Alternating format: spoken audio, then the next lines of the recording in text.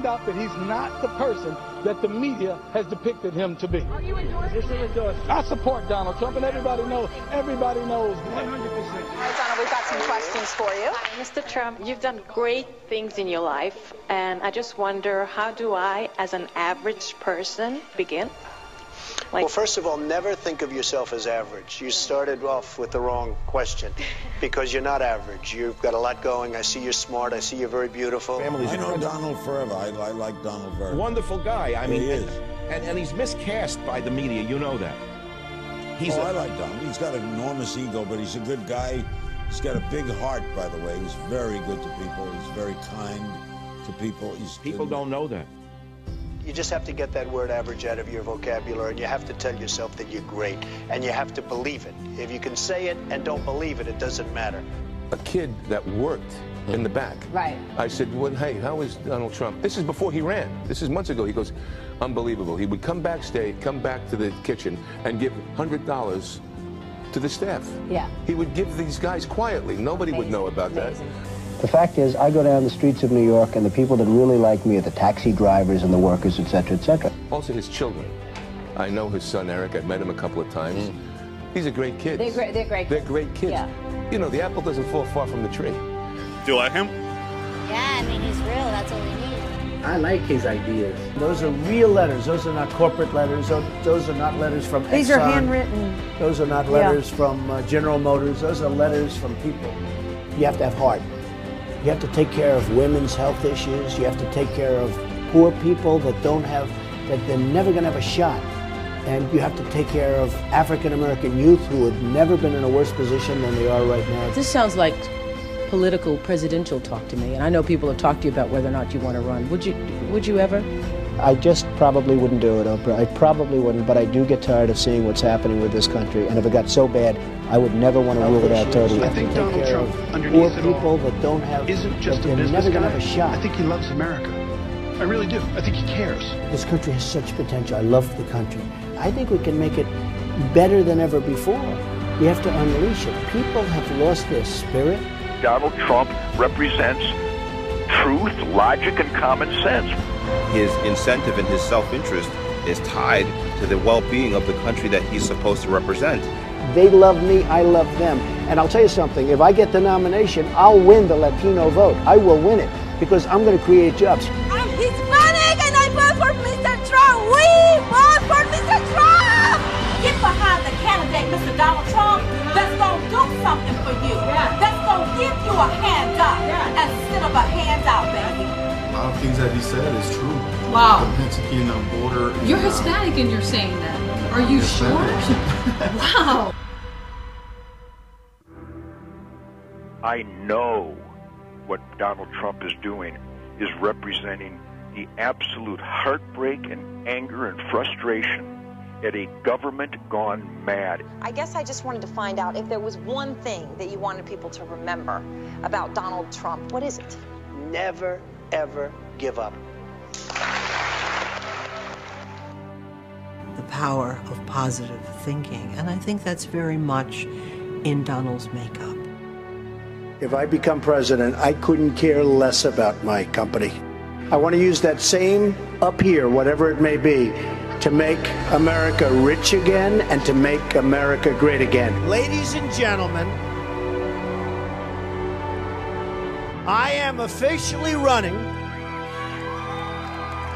for President of the United States, and we are going to make our country great again. Do not underestimate the power of Donald Trump, or you will be scratching your head wondering, how did he get the Republican nomination? And we will see the best debate in history. Hillary Rodham Clinton, Donald J. Trump. We are here to stay. Donald Trump all the way. Donald Trump has came up with some very strict immigration laws that would guarantee work in the African American community. I hope he gets through with his intentions about building the wall. Well, I just want to let everybody know that not all Latinos are blind. He knows what money is, where it comes from, and how to make more of it, rather than redistributing other people's in exchange for their vote. And the intensity with Trump is like nothing I've seen since I was a little kid and Reagan was running. And they were saying this is America's last shot. If we don't get it right this time, we're not going to have a country left, folks. We're not going to have a country. Are we seriously trying to figure out whether or not Donald Trump would make a good president? The man has major skills that he can offer. This country right now owes $19 trillion, and they need somebody like me to straighten out that mess. Honestly, I really think voters and Americans are looking at this guy saying, it's refreshing to hear somebody not be a wuss, not be a politician, and really say what they think. These aren't dumb people. These are American patriots, and they want this country turned around. I don't want nuance. I want bold colors, red, white, and blue. America, I have seen in the last several decades, absolutely fray and decline. When I saw those guys on the boats, on their knees, I mean, that says a picture about America that I haven't seen ever before. Democrats, not one or two, but many, are voting for Donald Trump, as well as Republicans. I've seen this all over the place. So I think there's a big movement happening, and I got to say that, you know, we need him. You know, this is a movement, folks. This is not like even maybe about me. I don't want it to be about me. This is about common sense. It's about doing the right thing. The silent majority is back, and we're going to take the country back. I have a big heart. I'm going to take care of people. I'm going to make sure that this country comes first. We don't come first. We don't come 10th. We take care of everyone else but our own, and that's going to change. We're going to become rich again. We're going to become safe again. And we're going to become strong again. Nothing is wrong with us. We don't have to like illegal aliens. We don't have to. We're Americans. We want Americans first. Why can't we be first? We are ready for a change. We are ready, and our troops deserve the best. And in the Middle East, I guess we've spent $5 trillion. We could have rebuilt our bridges, our tunnels, our roads, our hospitals, our airports. We could have rebuilt our country. We could have rebuilt our military. We could have taken care of Social Security. We could have taken care of everything. We are going to win so much. We're going to have win after win after win. You people are going to get sick and tired of winning. You're going to say, please, please, President Trump, we can't take this much victory. Please stop. We don't want any more wins. And I'm going to say to you, we're going to win. I don't care what you say. We're going to make our country great again. We're going to win. We're going to win. And we're going to win.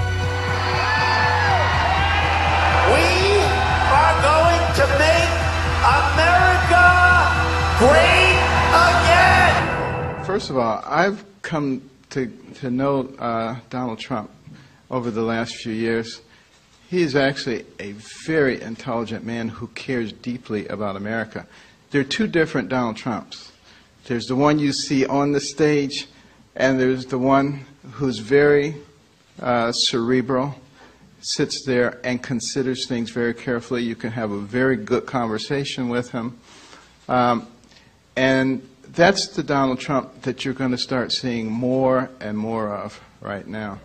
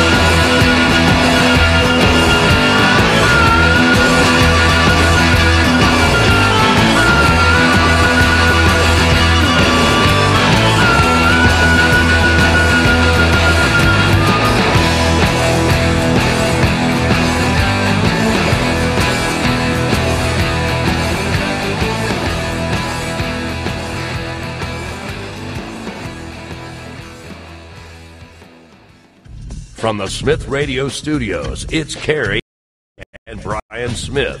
This is Smith Radio. You can tweet at Smith Radio, SMYTH Radio. And now, your host, Carrie and Brian Smith. Good evening, everybody. Welcome to Smith Radio. Your host, Brian Smith and Carrie Smith. Giving you all the late breaking news of last week, wrapping it all up, explaining it to you, exposing the deep state and the fake news, letting you know what it's really all about, telling you the real... Whoa, that'll wake you up. The stories that happened this past week you didn't hear about. I swear you didn't, because we're going to tell you about them. It's going to blow your mind. It's going to blow your mind. And if you watch the very beginning of the show that we set up, it goes into Donald Trump and talks about what's going on, the economy, everything that's the possibility of everything. If we elected Trump, and now we get the Democrats screaming and yelling so that we don't know anything about what's really going on. But we got the real news for you right here, folks. And I'm going to give you some inside ball game. Real quick, hold on, real quick. If this is the first time on the show, the first time you're catching the show, we absolutely welcome you. Welcome. We are Military Veteran Talk Radio. Back in the 90s, I was in the Air Force, and back in the 90s, my cousin Carrie was in the Marine Corps. We've been talking on and off for about 3 to 4 hours, almost every other night for about 10 to 12 years, and then we decided, you know what? We got to record this. We got to document the demise of America and what Obama is doing to destroy it, because nobody's going to believe how this thing went down. Well, all of a sudden, Donald Trump announces he's running for president of the United States. We had to pivot. Make a new move, and we think that we honestly believed right off the bat that this was going to be a huge knockout home run if he was elected president. Fast forward to today. This is our first year going live video. We are in our 5th year, so there's 4 years of audio in the past, all up on the YouTube channel. You can find us on the YouTubes, on Vimeo.com if you want to watch the show at your house on your TV, or SmithRadio.com. And I ask you folks, we are working with Brandon Strucka to help push the hashtag walkaway movement over the edge and really, really help push this whole thing to a whole new level to get people out to vote in the 2018 midterms November 6th like it's never been done before. We have a GoFundMe page. Go to SmithRadio.com, and right there, right underneath this show on the website, is a box that says GoFundMe, and it has our picture and a little ad that our awesome, not producer, director. She's the moderator. Mr. Moderator. Mr. Moderator had put together. We thank her very much. So go ahead and click that. They'll take you right to the GoFundMe page. Much appreciated. We are probably close to halfway through our goal. But we really need to get there to it's DC. It's a modest goal. Right. A very, very modest goal to get us to DC at the end of the month and safely back home. With that being said, the biggest news of the weekend. Mr. Brett Kavanaugh, this one's for you, my man. Have a beer on me. Oh man, you got a good one there. You got a gusher. We'll get it. We'll get that later. We'll get it. Our electronics are nice and insulated, so we're good. We're good to go. Yeah, they're insulated with all that coffee. Yeah. Hey, there's some more inside ball game stuff. Oh gosh. Luckily, we have 12 channels because we're going to need all 12 of them. All 12. Just keep moving to the next one. Yes. Anyways, with that being said, everybody's celebrating with a beer. And for those of you who listen to audio only, we are toasting with Samuel Adams Boston Lager. I believe it's the original Boston Lager. Great beer. Straight out of Boston. Patriot beer. Enjoy yourself. Well, Boston's, you know. Well, Boston's kind of one of the things. So with that being said, the show today, we are going to talk about all the great things that are happening in the American economy right now. Donald Trump's approval rating back up to 50%. That's where it needs to be, or higher during the midterms. Don't need any unforeseen issues. We also got a lot of exposing. We're not going to beat up the Kavanaugh thing. We're going to talk a little bit about the Kavanaugh, but we're not going to beat that up because that's not really the big news right now. The big news is what was the Kavanaugh hearing and the whole debacle. What was it covering for? The information on page 6 will blow your mind. So stay tuned for that. It's just unbelievable. There's more hate and anger and attacks on the left, to the right. The right is not attacking or violently lashing out against anybody. It's the left that has all the anger and the violence. There were some chemical attacks. Mad Dog Mattis, he said he got that rice, and for whoever sent it to him, he got it, and he went ahead and he mixed it in, and he made himself some rice and marshmallow pieces. Rice and marshmallow crispy treats. Yeah. Oh, gosh. He said he loved it. Tastes great. Don't mess with Mad Dog Mattis. You guys trying to scare him off. That ain't happening. But we're going to get into that. Also, Judicial Watch is in the news this week. Some explosive lawsuits that they're filing and what that means. There's also an interview this week with a guy named Jim Baker. Jim Baker was the former FBI top attorney, and you will love what he had to say under oath behind closed doors. And then again, we'll get to the Trump 2018, the people that are up, what the Kavanaugh thing did. Has it pushed the needle for the Republicans, and which needles are they pushing? And I have a lot to say about those items. Okay, cool. We got George Soros, obviously, in the news because he's been funding all the hate and anger in the background. GOP funding, we'll talk about that. The fundraising, talk about that. CNN fake news got trolled really bad this week by Ted Koppel, a real journalist. Is he? He destroyed little baby Brian Stelter. So that was pretty fun. That was pretty awesome. President Trump's accomplishments, what was once thought impossible, trade deals that happened this week that will blow your mind. Yes. It'll be relevant to our are we interviewing somebody today? Yes. And lastly, Trump prophecies. We'll get into that in the last hour. That is a real deal, folks. But first off, at the bottom of this hour, here in just a few minutes, we have a very, very special guest, Quentin Kramer. # FundTheWall. We had him on a few weeks back where he started an organization to crowdfund and donate money to the government and the branch of government that's responsible for building the wall. Now you're like, Brian, why would we want to do that? Well, here's the thing, folks. Congress and all the politicians back during Ronald Reagan's era, back during the 80s, I think it was 86 when he did the amnesty thing and pencil whipped it. In that amnesty thing, it was to build a wall. Yes, if you're shocked, it's because they don't talk about it. But there was a bill in that bill that he signed for amnesty was also to build the wall. They pulled the money out, so the wall was never built. It was completely defunded, and that's why it's never been built. But the wall's supposed to be built. Well, as you'll see really quickly here, Quentin has found a loophole to where citizenry can actually force these different branches and departments, if we give them the money, to use the money that we deem what the money should be allocated for. They have to actually follow through with it. So here shortly at the bottom of the hour, we're to have him on. I'm just kind of on a hold pattern. I don't know if you have.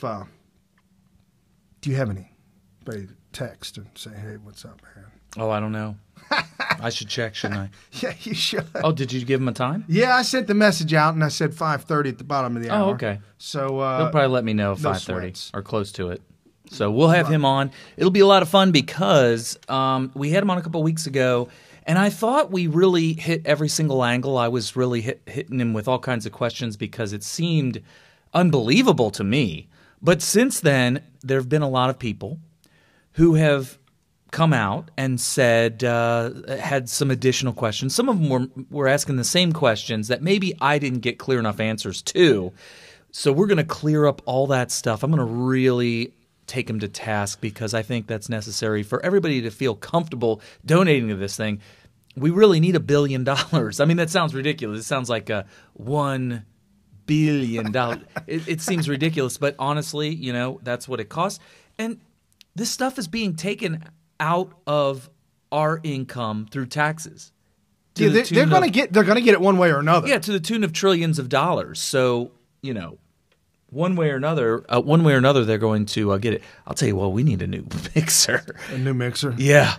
So, yeah, let's get funded here.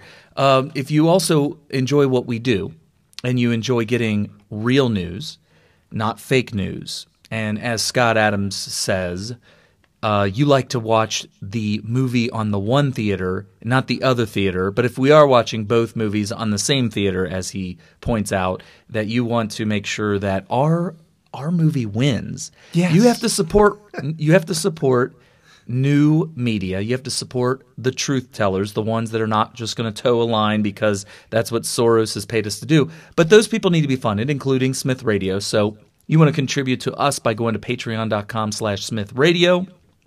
And we appreciate all those who have done so far, and we appreciate anybody who is thinking about it to pull that lever and make this happen so we can expand and get the word out to more and more people, because people aren't getting it. No, so they're just not enough Right. anyway. I mean, we're going to have the red wave, and we're winning because people are getting enough. People are getting the message, but we need, it could change.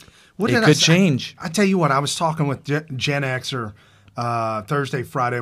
Kavanaugh was brought up, obviously, because that's all that's on people with Trump derangement syndrome. That's all that's on their mind. Well, they've decided to go all in on this wall-to-wall coverage. Right. And I told Gen Xer, and I said, man, she's just accusing him of something that may or may not have happened, and in which case wasn't even some kind of rape. And he's like, doesn't matter. She said it. I said, hold on. I said, our government is set up to where you're innocent until it's not just guilty. Right. Our government's set up that way, but it's set up that way because of a philosophy. And he told me, he looked at me, he said, that doesn't matter, Brian. Damn it doesn't matter. He's guilty. And he stormed off. So we have a misconception of a concept, and that's why we do this show. Right.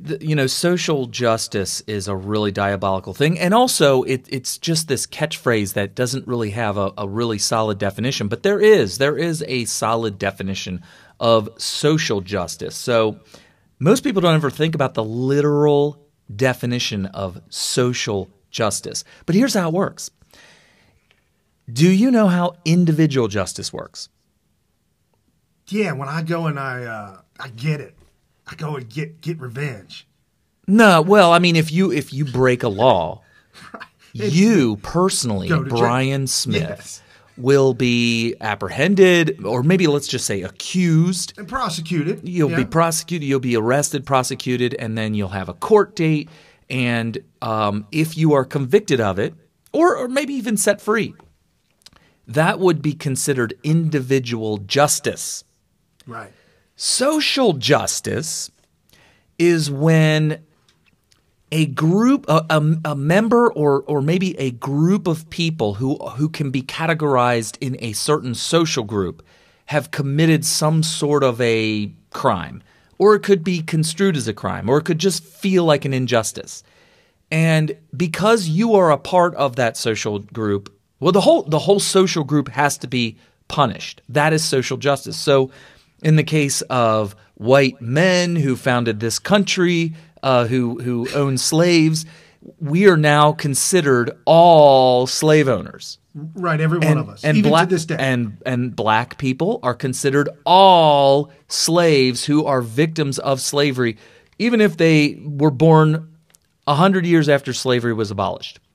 But they feel that justice has not been served, so we need to get justice by going after all white people today, even though we're like, what are you talking about? I'm against slavery. I'm an abolitionist. My ancestors were abolitionists. If you listen to Dinesh D'Souza, you find out that only a very, very small percentage of white men own slaves. And as a matter of fact, the same percentage of people of color, non-whites, also own slaves. Same percentage. So it wasn't even a racial thing. But I don't want to get off on the sidetrack. Here's why this matters. Here's why I'm bringing this up. Brett Kavanaugh may or may not have committed a crime or something similar to what he's being accused of. I have made the determination based on the facts that have been presented that he did not commit anything even remotely close to what he's being accused of. However, he is a white male who is a member of a group who also have members that have committed sexual misconduct to not just a woman, but women in general. What? Well, because if one woman has ever been raped or groped or touched without consent or something to that effect, then it's because she's a woman and it's because the perpetrator was a man, which means it's all men are guilty of doing sexual misconduct to all women. All right? You guys follow me so far? Okay. So when an accusation comes down to Brett Kavanaugh as a social justice warrior, it does not matter whether or not he is guilty of it or whether or not facts exist to prove that he may even have done it, or he could be totally innocent of it. It doesn't matter. The fact is that he is a member of the group who needs to be punished for being a member of a group who would commit such a crime against women. And now Blasey Ford, most people are saying that she is actually a victim and that she should get justice somehow or another. And by proxy, we're going to get justice by punishing the innocent man because she pointed the finger at him. But let's say she actually didn't have this thing happen to her. Maybe she never was a victim of sexual misconduct. That's possible still, right? Because she has no evidence of it. If it is the case that she is not even a victim, it doesn't matter because she serves as the social justice recipient. She's the recipient of justice for women at large, not just for herself. So this is what you guys experienced. You experienced an innocent man almost getting convicted in social justice court by a woman who couldn't even prove that anything happened to her, that she was a victim of anybody.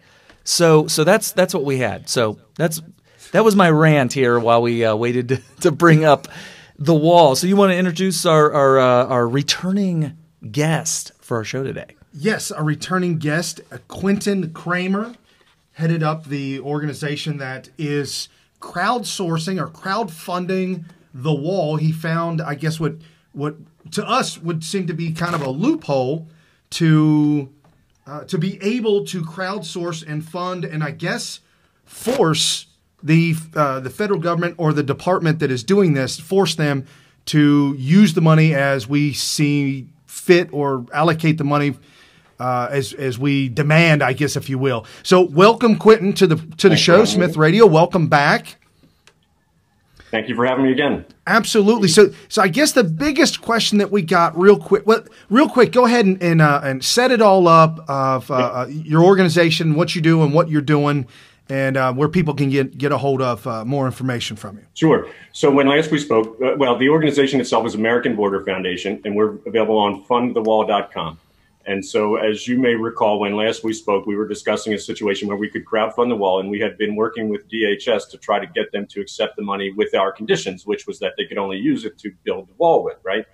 And so what we found out in the meantime is that in conjunction with some sheriffs, we've gotten them to accept our terms, and they're willing to accept the money and use it with our conditions. So now we're basically off to the races.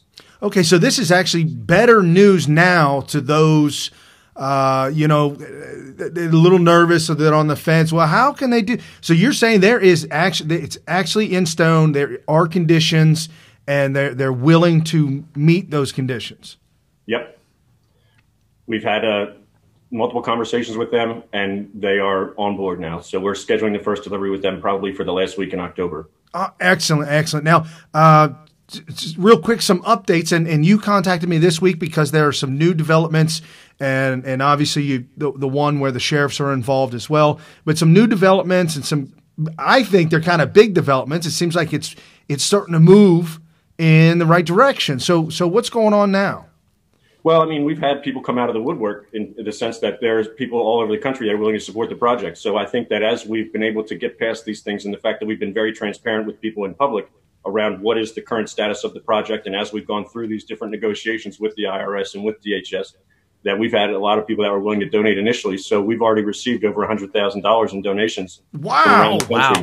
Awesome. So that's quite a bit of an increase from the last time we talked, isn't it? You had probably, several thousand that was going on, and now we're up to 100,000. And you have a goal set at what was the goal here? 450 million. 450 million, which may sound like a lot, but it is a border wall that's going to stretch at least 1,000 miles, right? Do we know the specifications? Well, so this particular project that we're talking about with this budget is for a project that's in Arizona on the Berry Goldwater Range. And so there's a specific project identified for that 450 million. That would be a 63-mile stretch of that range in Arizona, on the Arizona-Mexico border. So from that standpoint, we know exactly what it will cost, who can build it. The Army Corps of Engineers will do the work. So we'll be able to fund that specific project and see the resources going directly towards a specific construction project. Now, you said the Army Corps of Engineers is it cheaper going that way? Is it? I mean, I would think it would be less expensive than hiring just an independent contractor. That appears to be the case. Really? We haven't seen a comparison budget in the sense that we don't know that DHS ever sent that project out for bids to see what a competitive bid would look like from a private contractor. But in other cases, there are certainly places where we've seen private contractors do work. And in particular, the prototypes that we saw in the end of last year were all done by private contractors, not the Army Corps of Engineers. It almost seems unimaginable in my experience that a government project could be done for less than a private company could do it for outside of anything, really, to be honest with you. Yeah, we were both – Kerry was in the Marine Corps, I was in the Air Force, and I was in the machine shop, the aircraft hangar, and all our toolboxes, dozens and dozens of giant, brand-new chest, snap-on toolboxes, thousands and thousands and thousands of dollars for the best toolboxes Snap-on ever made, drill bits and inserts and tens of thousands. I mean, it was just everywhere. Most of our pieces, our replacement parts, had prices on them. There was a little label on them with a price. And we had these nickel bolts that would install on this butterfly valve that's on the combustion chamber that operates the flight control system. And they were probably about 3 inches long and 5/8 inch diameter. And there was nothing super special about them except that they were made out of nickel, like pure nickel. Oh, wow. And they were $162 or something like that, and it was one for one. So, right. so I'm a little concerned about that, and I feel like it could be done cheaper with private contractors, but maybe not. Maybe not. So there's a lot of concern here with people. They're worried that first of all, the way the government works, they're going to vote on all this crazy stuff, and so suddenly Donald Trump has a very narrow he has a very narrow scope on what kind of design to choose for the wall. Is this something where we could basically tell them this is the design we want? Not yet. I mean, we may get to that point, but I wouldn't push our luck, to be honest with you. We've gotten the DHS to accept our conditions to this point. I would rather see them take the money, make sure that they're spending it on a project. To your point, we can cover the expenses of it and making sure that they're spending it well as they do it. So our organization feels like we have a responsibility to the people who have contributed money, that we are to make sure that DHS spends it well. So we'll be keeping track, surely, of how they do spend it. Over time, I think we'll potentially see those prototypes evolve. So I think many people are disappointed in the fact that they see the similar style walls going up to what we've already had, a bollard style fence or what have you. And so it's not the wall from the prototypes, but it's enough to secure that particular area of the border. So from our standpoint, that works. Okay. Right. And I know Trump wanted a wall that was transparent, that you could kind of see through. And I did. I liked the walls, the prototypes that were put up, but apparently they didn't hold up to certain standards and expectations. So they're going back to the drawing board, which just seems kind of frustrating. Mr. President, if you're listening, I already have – I mean, it's expensive. It's probably the most expensive wall you can build. But if you need to be able to see the other side of it, you need to make it thick enough to where you have a road on top of it, similar to what you see with the Great Wall of China, where, you know, it's this giant walkway on top. In our case, it would be at least one lane, maybe 2 lanes. And you know, it's a thick wall. It'd be extremely expensive, but tactically – you know, how you would have to climb up on that thing. and you would have Border Patrol barreling down the top of the wall with a vehicle to catch people. I think it would be the best way, but that would be very expensive. But it solves the problem of we need to be able to see the other side. We need to be able to see people coming. To make it transparent causes all kinds of problems. The bars that I see some of them have end up being a great way to climb up the damn thing. Yeah. So I was surprised to learn that. I mean, we saw spotter huts on the opposite side of the border when we went down there, and they're clearly there to be able to tell when CBP agents are in the area so that when the CBP agents clear, then the people go across, right? From our standpoint, we figured that the solid walls that we saw 7/8 of the prototypes to be would be more effective, and CBP would prefer those, but in fact, they actually prefer the ones they can see through. And so I think that's part of the reason why most of it's just a lack of imagination. You know, you have to think outside the box. I mean, make a wall where if you want to go really cheap, you could do like the ramparts of the old castles where it's one wall, but at the top they have like a ledge where you can walk across the top of the wall and all that. So you could see the other side from a ledge at the top, and you could have it so that Border Patrol could walk down it or something like that. Or maybe you could have something where at the top of the wall there's like a monorail or something if you have to traverse the wall very quickly. See, I missed my calling. I should have been an engineer. So, well, we've heard all sorts of things. I mean, we've had a call last week about a pipeline being in there and all kinds of different ideas. So there's certainly no shortage of people with concepts and ideas of how to bring that forward. But I think that the practicality of it all leaves us with what we have today to a certain extent. So, Quentin, you, as we talked just the other day, you have a goal and you're delivering the first check this month, and you're thinking that there's possibility you may be able to hit a new goal by the time that you deliver that? Well, absolutely. So from this point, we're going to have that on the calendar very soon, in the sense that we know we're shooting for the last week in October. We're trying to get some sheriffs to come down. We're trying to get some angel families to come in, and of course the DHS. So we're in the process of trying to bring everybody's calendar together, which, as you can imagine, is never simple. But from this point forward, we'll be able to talk about that delivery event, and hopefully some people that have been concerned about whether this process was real, whether we're telling the truth, will be able to see that come to fruition, and that'll make them comfortable that everybody who's involved with this is doing the things that we've said we've been doing. Right. And so from that standpoint, there's the opportunity to publicize the event as it occurs, and then afterwards, obviously, to show people that. What percentage of the money that gets donated goes straight to DHS? Do you guys take overhead, or how does that work? So far, everybody's a volunteer, and we've paid all the expenses out of our own pocket. There will probably come a time where we have a couple of people that are employees, and we'll have an organization here. To the extent that this is a nonprofit, this is our only revenue source, so it's not like we have other funds that are up right now. But again, we've tried to cover all the expenses as best we could out of our own pocket. So that will hopefully be the case moving forward, but we'll see. So the line that we've been giving is that we'll potentially use up to 5% of the money for administrative and potentially up to 5% for advertising. That would still be an A on Charity Navigator, but our intent is that if we get to that $450 million goal, then we're not going to need anything like $4.5 million worth of admin, and we shouldn't need anything like 4.5%. Or $2.5 million or $2.25 million to get to advertising. So percentage-wise, percentage-wise, you're talking extremely low, because as you get bigger and bigger and bigger, even though you may hire people to do it, you're talking about an extremely tiny percentage of what you're earning. Before we get too far down, I wanted to get this. You may have covered some of this, but Rachel Nickerson on Twitter, she is at rnickerson443. at Twitter, and she said, I would donate for the wall, but unsure the money would go to the wall fund, just like PP charges, that's Planned Parenthood, just like Planned Parenthood charges patients receiving donations, receive government funding, and donate a lot of money to Democrat Party. As an ex-Dem, I say no to my tax money going to them. So she doesn't want her tax money to go to Planned Parenthood, but they do, and also, tax money is supposed to go towards funding the wall, which is why Congresses keep on denying us. So if you would like to address what she's saying, she sees what's happening with there's these entities out there who are doing things that the government is funding, but also take a lot of donations, and it ends up being a big scam, right?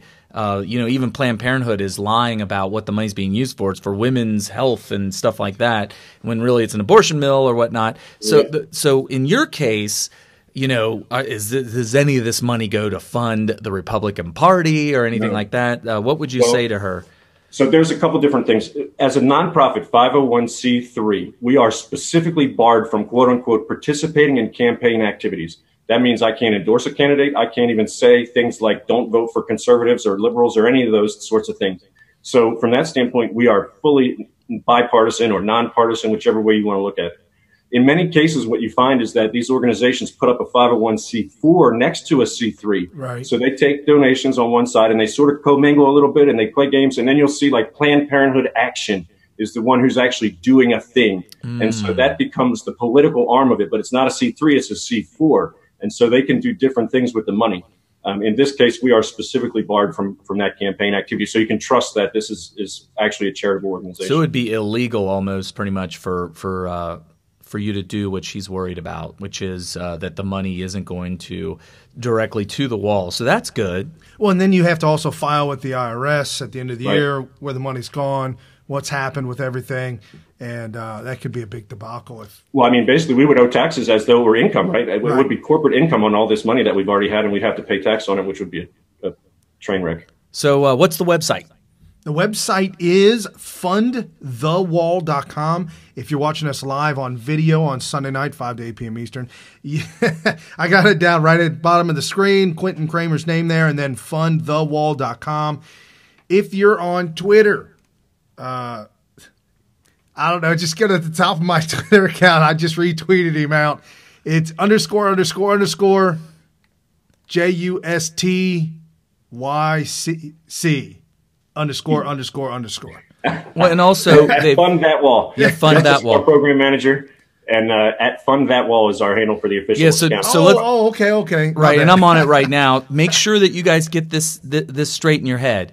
The website is fundthewall.com, but the Twitter account is FundThatWall at FundThatWall. So I find it easy, since I'm so much of a Twitter user, to go to your actual Twitter handle, which is at FundThatWall, and then click on the link for the website, which takes you directly to it.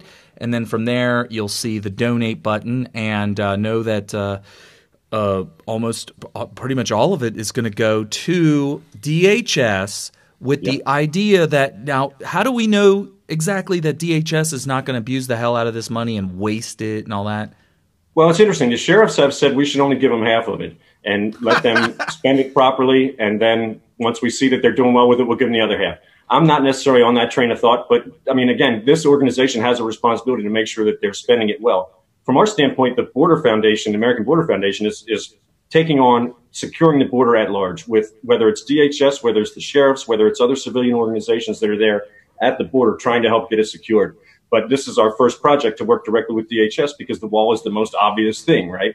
So there will be more that we do beyond this. We just wanted to get this fund up and running first before we start to branch out into other things. Excellent. And also, if you're watching or listening to the show recorded, just go down to the show notes. Down there in the show notes, I put the link for the website in there and information as well. So you can check that out.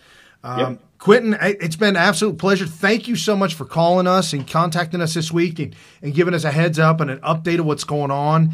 Soon to hopefully hit the 250,000 mark and then beyond, hit the $1 million mark and really get off to the races. And like I was talking with Carrie yesterday about this, is that it's just that if people knew about it, they would do it. Just not enough people know about it because people would. The folks, when we're talking about 50 million, 100 million, 200 million, it's $5 a person, $2 a person. If you only got $1, send $1. It's just whatever it takes, you know. And the collective, all of us together in America, you know that. I know there's 320 million people in America, but you know, all of us in America. I mean, the 65 million that voted for Trump. Could you imagine? I mean, if that was $2 a person, I mean, you're talking $130 million. You got it. Yeah. Wow. So it's not that hard, folks. It's our civic duty. Yeah, absolutely. So awesome. Well, thank you so much for being on the show. We will continue to promote you. We'll continue to put that in our tweets and our hashtags and send it back out on Twitter. Right. Do everything that we possibly can to help you get the word out. Well, we really appreciate it. And obviously, America appreciates trying to get our border secured. So thank you very much for that. And we'll keep you posted as we come up to this delivery event. All right. Thank you so much, Quentin. Have a great night, guys. You too. Awesome. All right. Well, you guys got to get that wall funded.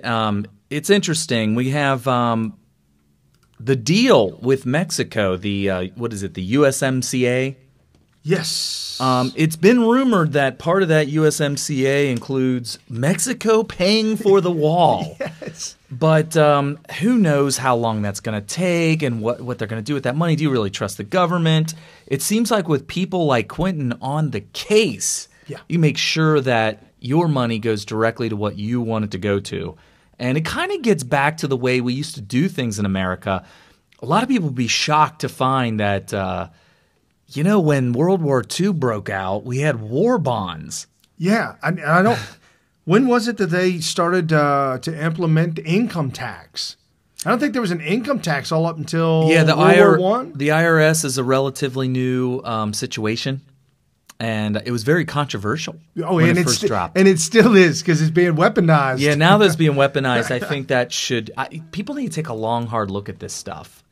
And a bunch of other government agencies too. So anyway, definitely do that. Get out there, FundTheWall.com. I'm actually looking at it right now, and you can see the big old green donate button. And there's a nice little explanation of some videos. And think about this too, folks. If this gets to the point to where we're talking, I mean, obviously we just had him on just a few weeks ago, and now he's at $100,000. Yeah, this could go exponential. And the amount of money that when the numbers get big and all of a sudden the donations start going in, there are going to be people. We know people that would tell Trump about this. We literally know at least 2 or 3 people. Right. We could pick up the phone and tell Trump about this. After they deliver the first check, the first check being delivered, I absolutely will do everything that we can at Smyth Radio to let the folks know that we know, to let Trump know this is what the citizens are doing because we feel so passionate about this. Right. And if he started to could you imagine if he started to retweet Fund That Wall? That'd be interesting to see what would happen. Like, obviously, there would be a big spike. People would start to become more aware of it. They would probably start talking on it in mainstream media. Right. Certainly, when Trump tweets something, even the haters and fake news talk about what he tweeted. Absolutely. CNN would talk about it. They'd be like, what is this Fund That Wall or FundTheWall.com? And next thing you know, people would that never knew about it would start to be like, hey, what's this about? And they'll look into it, and then they'll see that Smyth Radio interviewed him because there's these questions. Right. These questions are like, whoa, what are these guys doing? It's like that woman that raised $400,000 for the homeless vet and then decided, wow, that Bentley looks pretty nice. Did she get in trouble? She was ordered, and she's in big trouble because she was ordered to pay every dime of it to him, but she had already made some very big expensive purchases. So these are things like I think there was a luxury car that she bought, and let me tell you something, you cannot take a car back to the dealership. Well, you could, but you ain't going to get no money back for it. They don't want it back. If you try to sell it for top dollar, you're still going to lose. For her, for that kind of a car, probably $10,000. Sure, you drive that off the lot. Nobody wants this that. is going to end up being a financially devastating for her. So with that being said, like we were talking about earlier, you have to report these things to the IRS, 501c3, absolutely nonprofit organization, absolutely cannot be involved in politics or political action or colluding with political action committees at all, either party whatsoever. Yeah, unless you're the Clintons, then you can do whatever the hell you want. It's a good thing I didn't go too far down the road with that Planned Parenthood rant because he can't comment on that. No. I mean, he did laugh, and we can infer what he meant. Whoa. If he's laughing, that could be construed. No, I'm just kidding. No. Just kidding. Speaking about people being in trouble, now, obviously, folks, if you live on planet Earth, and you live in America, or you have any tentacles in the interwebs, you know that we were all glued to the TV yesterday at 3:30, and Kerry was busy, so I texted him now. Yeah. With that being said, 50-48, Judge Kavanaugh confirmed the one Senator Murkowski out of Alaska that Sarah Palin said, I can see 2022 from my house. That was pretty clever. Kind of clever. she voted present, but I believe she said my vote would have been a no vote, and the other senator that is out at his daughter's wedding would be a yes vote. Yeah, so we would Senator Daines or something like that. Yeah, so we would cancel each other out. So I'm just going to abstain. I mean, I'm going to sit back and do nothing. Well, if she voted no, it would have been 50-49. But the reason she wanted to – well, I shouldn't say the reason. The reason she said, which I don't – we infer. This is where you get the real news. She actually said that she wanted to keep the vote margin, which was 2. So it was 51-49 by Daines being gone, Senator Daines being gone for his daughter's wedding and not voting. Her vote would then make it 1 point margin, which would be 50-49. And so Murkowski decided, well, if I vote present, that'll keep the 2 my constituents happy. No. Oh. She didn't say that. She said it will keep the 2 point margin. It means nothing. No. 50-49, 50-48, it doesn't matter. It means nothing. She was making that excuse so that when she runs for election, she can say, I didn't vote no. I didn't vote no. Not me. But you know what? Her voting no on cloture, which was the vote that needed to pass in order to do a vote, which, let me tell you something. How's Senate work? This doesn't make it's so well, they all got to vote to stop talking about it. Right. That's what they did. Okay, y'all. I'm tired. It's been 2 weeks. I want to stop talking about this. Let's move for cloture. Hold on, Brian. Hold on. You can't just say that we want to stop talking about it. We need to tell you that we're ready to stop talking about it. So we're going to take a vote on whether or not we're going to stop talking about it. Okay, because I want you to stop talking about it. So let's take a vote I wasn't going to stop until we had a majority of people tell me to shut the hell up. Okay, well we got a lot of people getting mad, say shut up. Right. Well, let's see how many people want me to shut the hell up. I need at least 51% of all of America, 321 million. I need at least 110 million people. Why can't 160 million people? Why can't we just have Senate to do a vote to tell me to shut up? No, we got to get cloture. We got to get cloture. Man. So we need to organize an election to get people to shut up. Oh my gosh! Get the precincts open. Get the volunteers in there. Get the ballots. Get the money flowing. Yes or no? Do you want Senate to shut up? That's the only vote on the ballot. Oh my goodness! And now that they will shut up, we'll now move forward. Well, folks, think about this. This is a phenomenal win for America, not for Trump, not for just us. It is a win for America because we got the Senate to shut up. Right, we got the Senate to shut up. But something else on a side note that I know, I'm just saying stuff that you guys you already know, but it's. But it really shoves it in the Democrats' face. It really just jams it down their throat. Just jams it down their throat. Apparently it shut them up. Did you hear what happened on Deface the Nation? I was shocked. On Deface the Nation, you have John Dickerson, who, by the way, has me blocked. He blocked me. Congratulations. Good for you. I worked very hard for that. And not everybody can get blocked by John Dickerson. So, I'm very honored and humbled by the opportunity to get blocked by John Dickerson. But anyway, he had an interview with Senator McConnell. And Mitchie. Cocaine Mitch. What? Wow. You haven't heard that one? No. Where did that come from? I can't remember who called him Cocaine Mitch, but now everybody who's on the right calls him Cocaine Mitch. God. So Cocaine Mitch now. I thought you knew that. I thought you knew he was called Cocaine Mitch. So Brian's looking it up. The Kooky Tale of Cocaine Mitch. Oh, it's Washington Post. I don't know why he's being called Cocaine Mitch, but it's hilarious. So we're all calling him Cocaine Mitch. But anyway, so he was on Deface the Nation. And as soon as the interview was done, John Dickerson said, we reached out to 20 Democrat senators to get them to come on and do an interview with Face the Nation. We're talking about a liberal propaganda outlet that would prop them up, that would do whatever they needed. It's a puff piece. You show up to do an interview at Face the Nation. 20 different Democrat senators All 20 of them said no or didn't return their call, did not want to come on Face the Nation. So apparently they've made the conscious decision to go into hiding. So did you get a reason why they call him Cocaine Mitch? I'll have to ask Jack real quick. Why do they call him Cocaine Mitch? One of my goals as U.S. Senator would be to ditch Cocaine Mitch, U.S. Senate primary candidate Don Blankship, Republican, West Virginia, in an ad attacking Senator Majority Leader Mitch McConnell, Republican in Kentucky.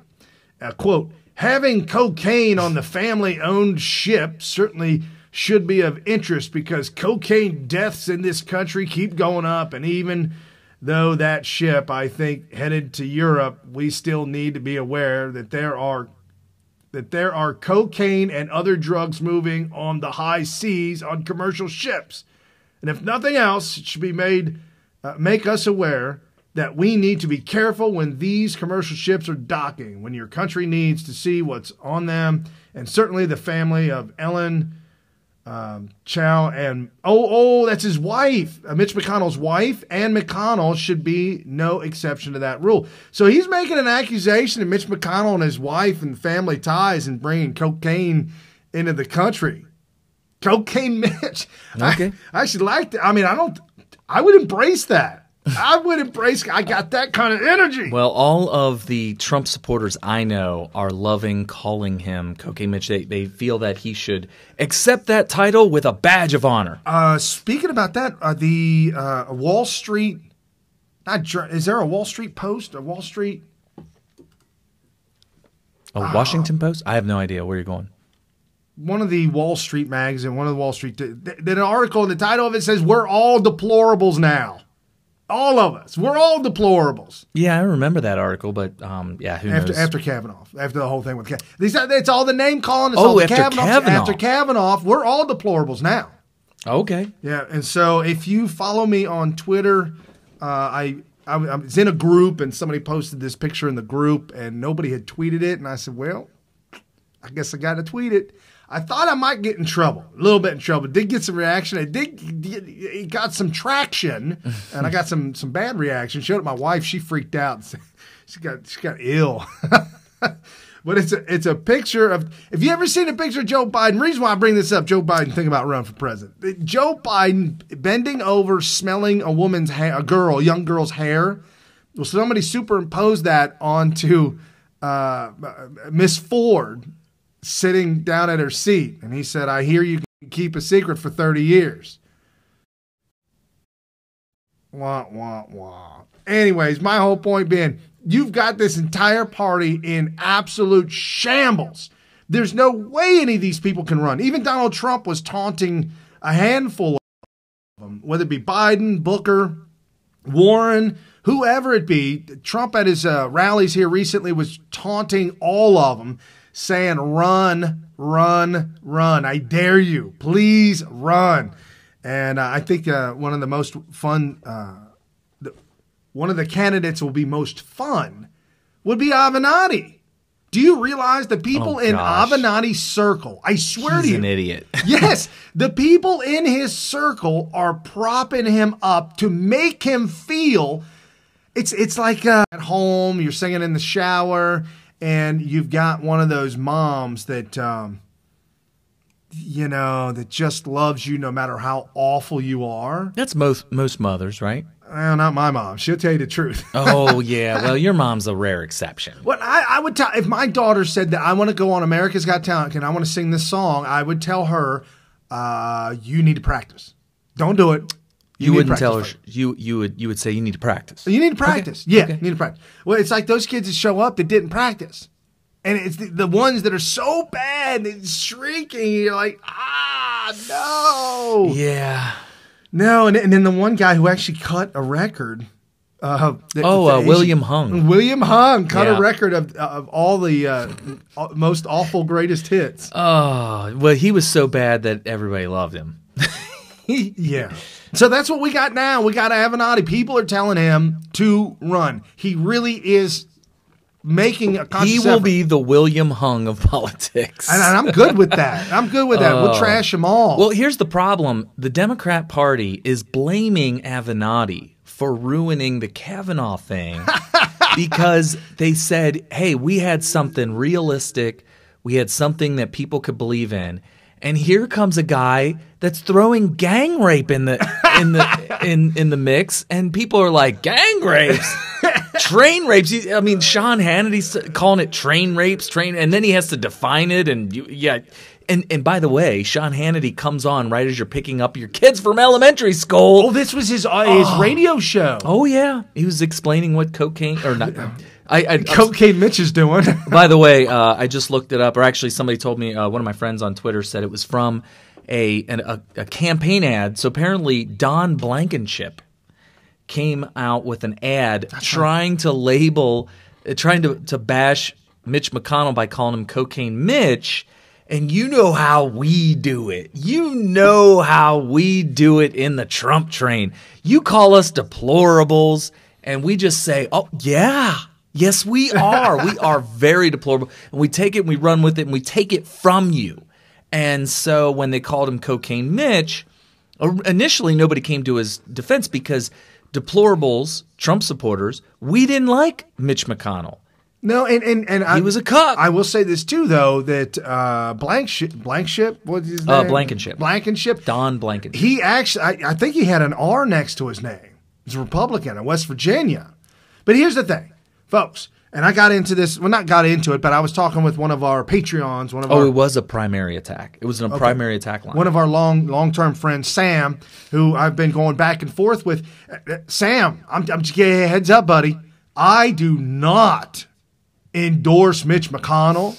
I do not endorse Lindsey Grahamnesty. I'm not 100% sure about Mitch McConnell, but I listened with my own ears to Senator Lindsey Graham say in response to Donald Trump going out, which, by the way, if you didn't know about it, as soon as this whole thing started cooling off with the accusations against Kavanaugh, the next rally, Trump goes out there and mocks her. I'm using air quotes if you're listening on the radio, because I know that there's a lot of Trump supporters who are totally denying that he didn't mock her. He didn't mock her. Ew, that makes me cringe that you would deny it. Mocking is when you speak as the person in a way that makes fun of them, and it's not that he was making fun of her. He was pointing out the things that she said. But when you say I blah blah blah, like he was speaking as if he was playing her, and it got uproarious cheers from the crowd. So it is technically mocking. So I didn't like the defense that it's not mocking, it's just facts. Do I endorse what he did and how he did it? Absolutely. And I think that more Republicans should do that. But guess what? Lindsey Graham came out, was asked what he thought about Donald Trump apparently or appearing to mock her. And Lindsey Graham said, I heard it with my own ears, well, I really, really wish he didn't do that, and it's not helpful. Well, you know what? That's your typical Lindsey Graham right there. So don't think that we're just willy-nilly saying, oh my gosh, he's totally right-wing. No, and Lindsey Graham was pushed in one of the interviews this past week, and the guy questioning him, one of the fake news media questioned him, said something about, there's a reason why they call you Lindsey Grahamnesty. Yeah, don't think that's going away. Don't think that's going away. Do not think for one second that when it comes up to making a vote on the wall or wall funding or building some sort of a giant border or any kind of a nationalist or nationalism type of America First policy, don't think for one second Lindsey Graham's going to be like, hey, my buddy McCain's dead. I'm all in. I'm no longer Graham. No. Dude, he's called Lindsey Grahamnesty for a reason. Oh, if a vote comes up for amnesty, Graham's going to go out there and give a speech on why it should be voted yay. All in. So you want to hear the audio clip of the Trump? Mocking, whatever. We'll see. Okay, so this is Trump at a rally. Folks, by the way, the rallies that Trump's been holding, a couple a week, 2, 3, 4 a week. Yeah.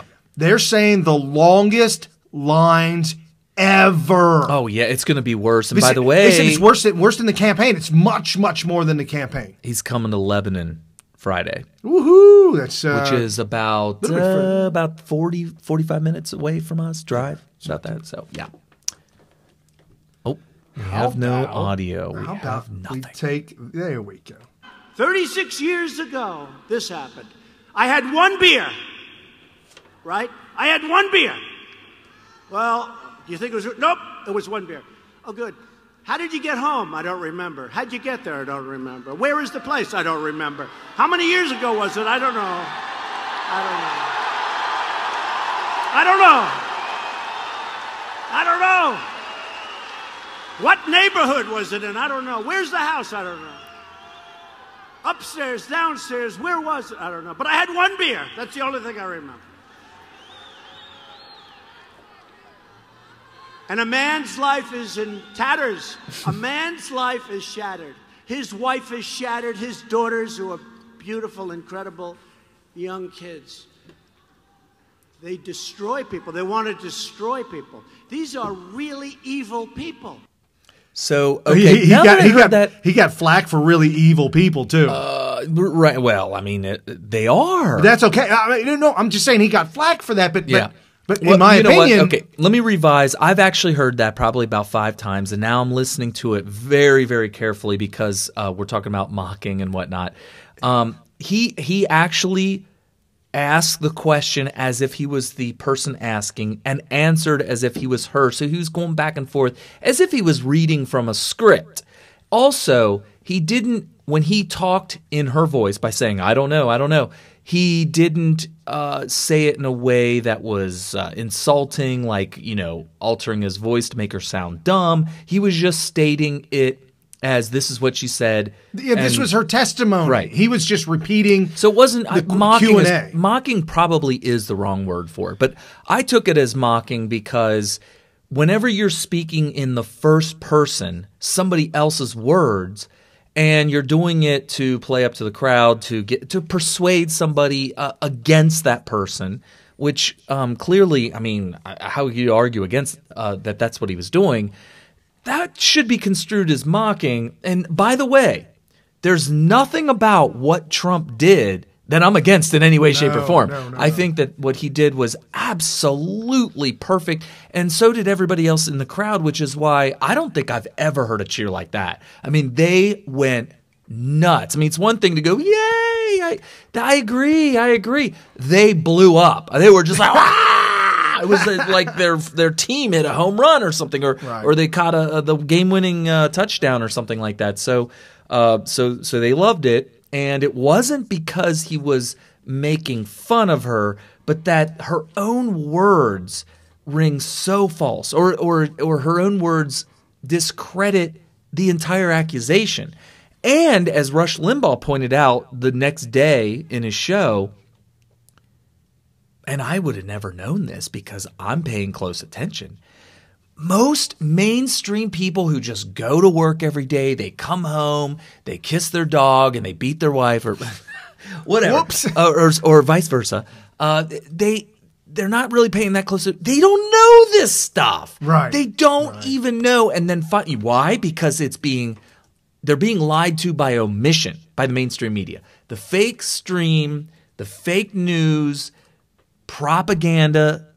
Democrat arm of the propaganda wing of the Democrat Party, they lie by omitting that totally. They don't want to tell you what her own words were, that she doesn't know any of this stuff. And when Trump comes out, says it to uproarious cheers, they have to cover it. And by the way, Rush, I would have not known this except barring Rush saying it. That was one of the few rallies that was not even covered by Fox News. But when he said that, it forced them all to say, oh, he did what? And it got that kind of cheers. And finally, people covered that particular portion of it. But you had to watch the stream to even know that it happened.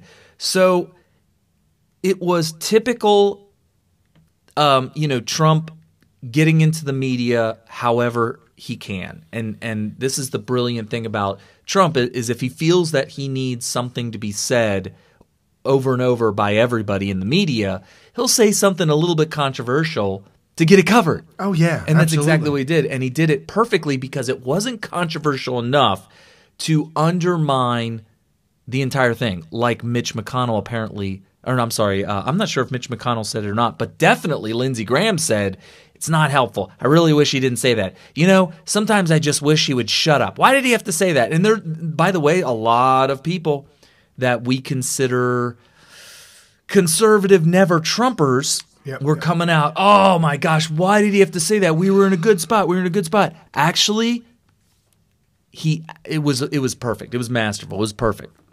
So anyway, I thought you told our listeners that we were not going to be talking that much about Kavanaugh, but we're not. We're talking about the good stuff that happened around it. This needs to be said because this is stuff that's not being covered by a lot of other new media. So who paid for the lawyers? Who paid for the stuff? Who did what to who and how? Have you seen the meme of Christine Blasey Ford being thrown out of the SUV? No. Oh, man. So there's an SUV driving down the road, and whoever took this picture was in the car behind taking a picture of this car driving down the road. There's a little girl that had fallen out of the passenger side door. Just fell right out, and she was hitting the pavement, and you could see her hair like all up like she was in the process of falling out of this car. And across the back of the window of the SUV, it says, "The Democrats." Oh, no. And then across the little girl that fell out is Christine Blasey Ford. And the meme says, now that Kavanaugh is I'm not reading it, so I'm trying to remember it off the top of my head, but now that Kavanaugh has been confirmed, this is what's going to happen to Christine Blasey Ford, which, by the way, we knew this. We've already told you this weeks ago. Yes. We've seen it happen, like with the Roy Moore case. He had all these accusers, and they had much more credible accusations because, and I'll tell you why they were more credible, because when Roy Moore got interviewed by Sean Hannity, he kind of admit relationships with some of these people, and he kind of admit that he was doing some of the things that he was being accused of. Not maybe exactly, but enough to where you're just like, holy crap, who is this guy? And apparently he was, in fact, barred from the local mall.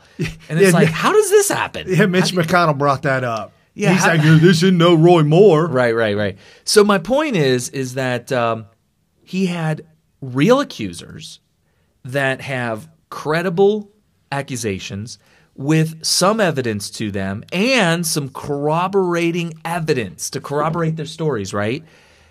And guess what? As soon as Roy Moore loses, those people are gone. The Democrats, they all leave town, just like Rush calls them drive-by media.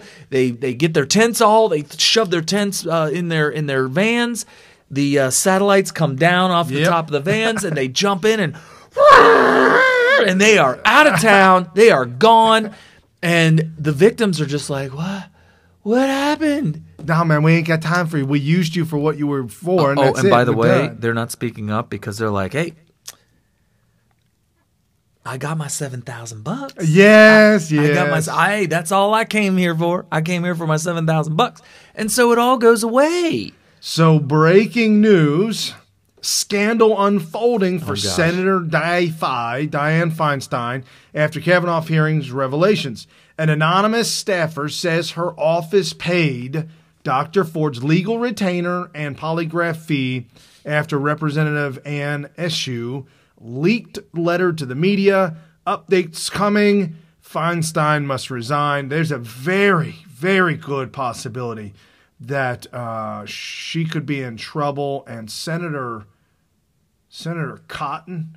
Oh, there he is. That's him right there. Senator Tom Cotton. Was on Deface the Nation. And let's hear what he had to say. He was talking about it, and old John Dickerson tried to he's like, no. Hold on. No.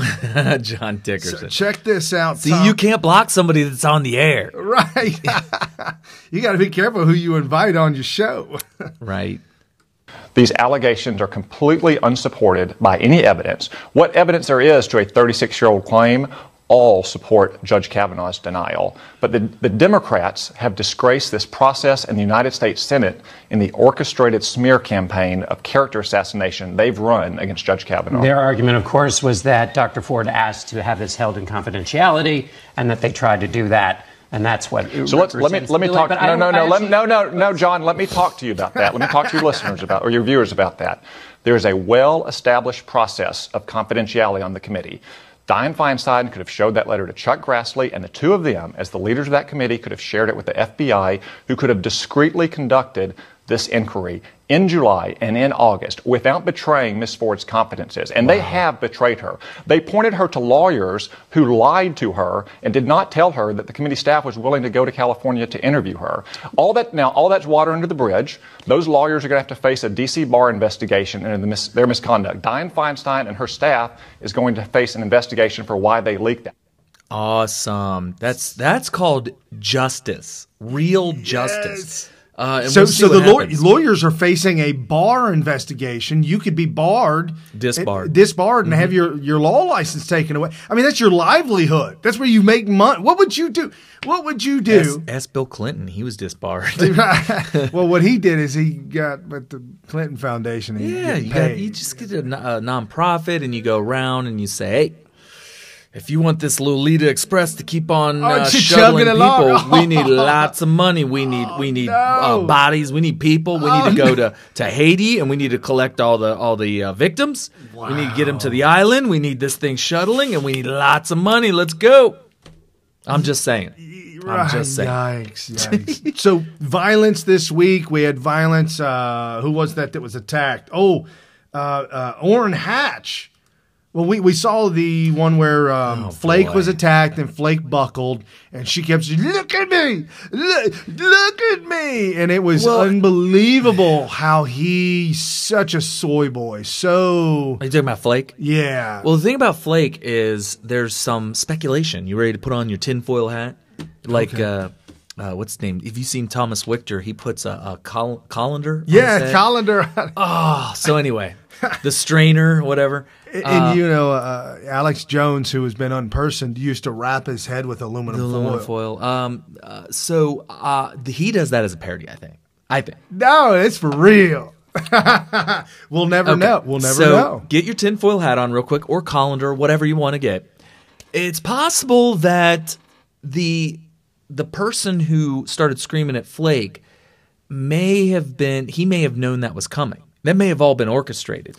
He may have known, okay, so I need to betray Trump by voting no or whatnot, or to delay it with an FBI investigation in hopes that somehow we convince the people to demand that we do an FBI investigation until evidence shows up, because we know it happened. We know what happens. So the evidence has got to be there. The screamer was a paid shill by the Soros administration. But I almost feel like the Soros administration. I almost feel like the way things played out, I almost feel like Flake needed to be it needed to all be coordinated. Where Flake's like, okay, so what time are they coming? Okay, so they're gonna.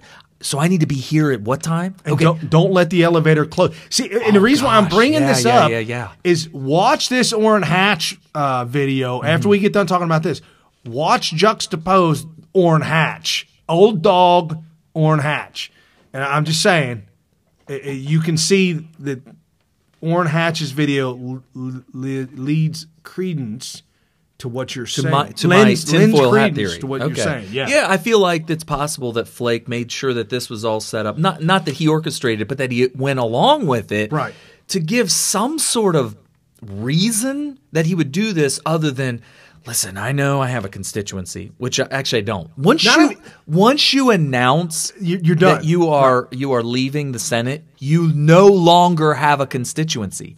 Period. And by the way, I don't want to get too much off because I know you have a video on cue. Orrin Hatch. But Scott Adams Says came out with a video that I thought he was completely opposite on. He believes that once you are no longer beholden to your constituency because you're announcing your retirement. He had come out, he had been asked point blank, would you have been able to order this FBI investigation before a vote saying, I vote yes now, but it's going to be a no if we don't get a week-long FBI investigation. Could you have done that if you were going up for re-election this year? And he said, absolutely not. Well, Scott Adams' reaction to that was, wow, so out of all the senators, Flake is the only one that can be honest.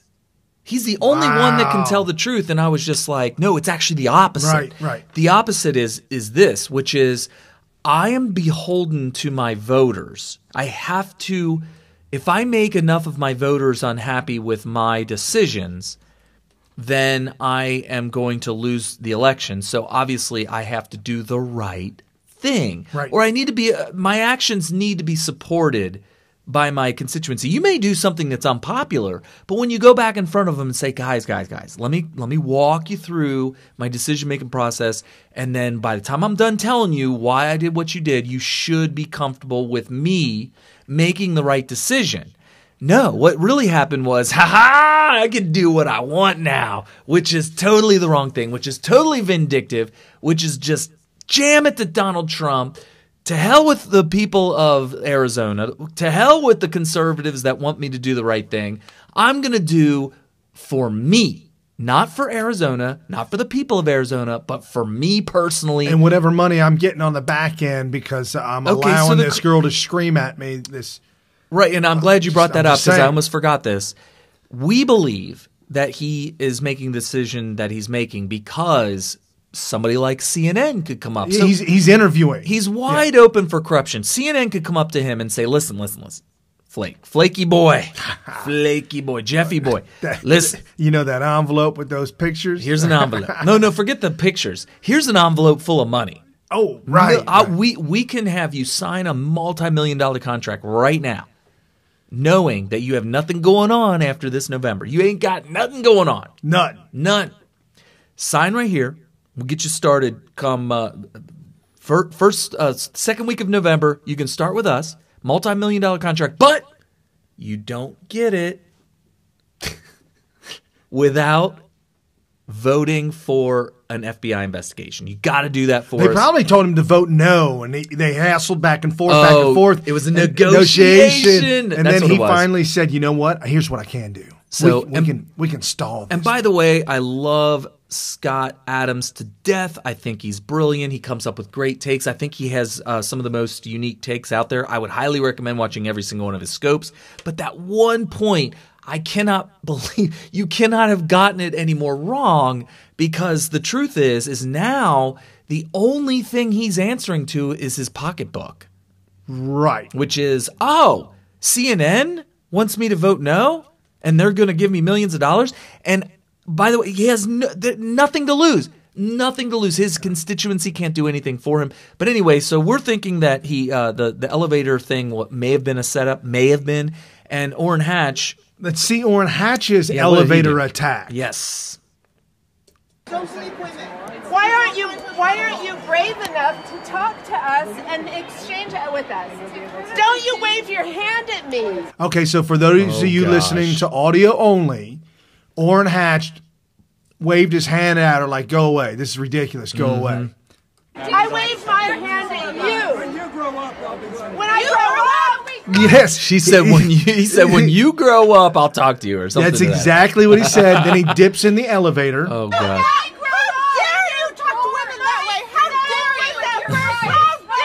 Okay, so they're screaming, how dare you talk to women that way? And they're holding the elevator open so that the door will not close. Oh, no. This is exactly what happened to Flake. And that's why we got the video of him being absolutely humiliated. He was humiliated in that elevator. That's right. You just whistled it. You gotta hold the door, ma'am. You're gonna get arrested. Senator, do you believe women?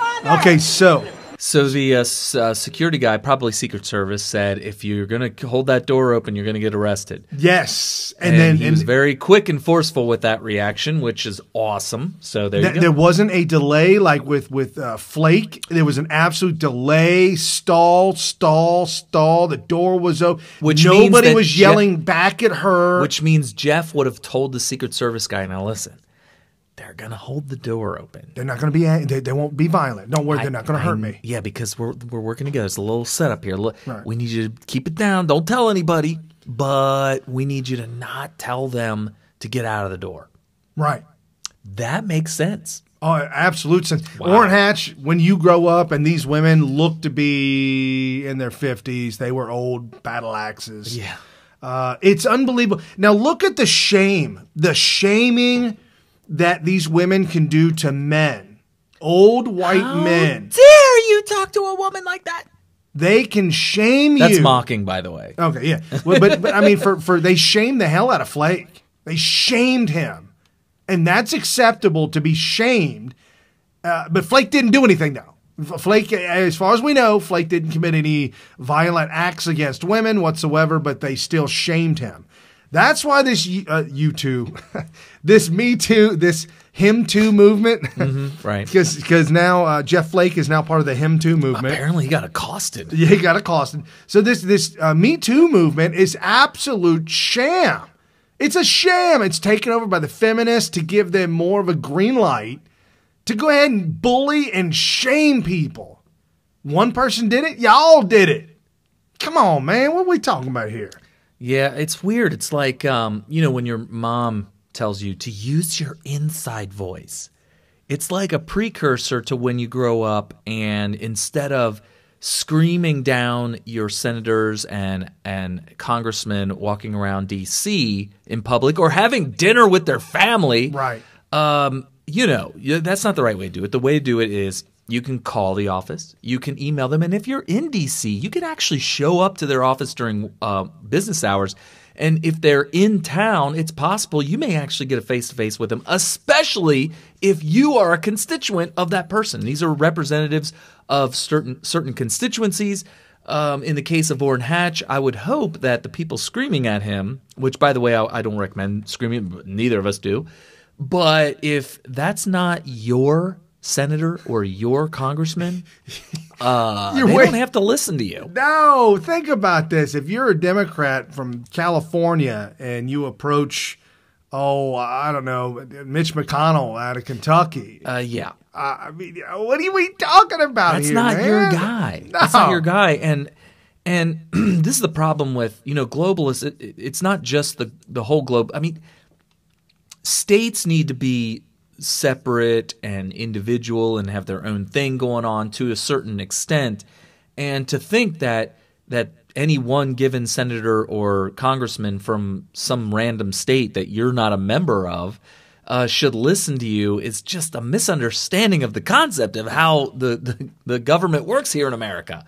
So now Mitch McConnell's a little different because Mitch McConnell is the Senate Majority Leader. Right. So leader. he sort of has to listen to more people than just his own personal But if you're a Democrat protester, ain't nobody listening to you. They shouldn't. Right. And unless your name's Flake. I mean, come on. Mike Pence did a phenomenal job presiding over the vote. Kept pounding the little button gavel thingy. Let's get some order, regain order. The screaming and the screeching and the yelling was so.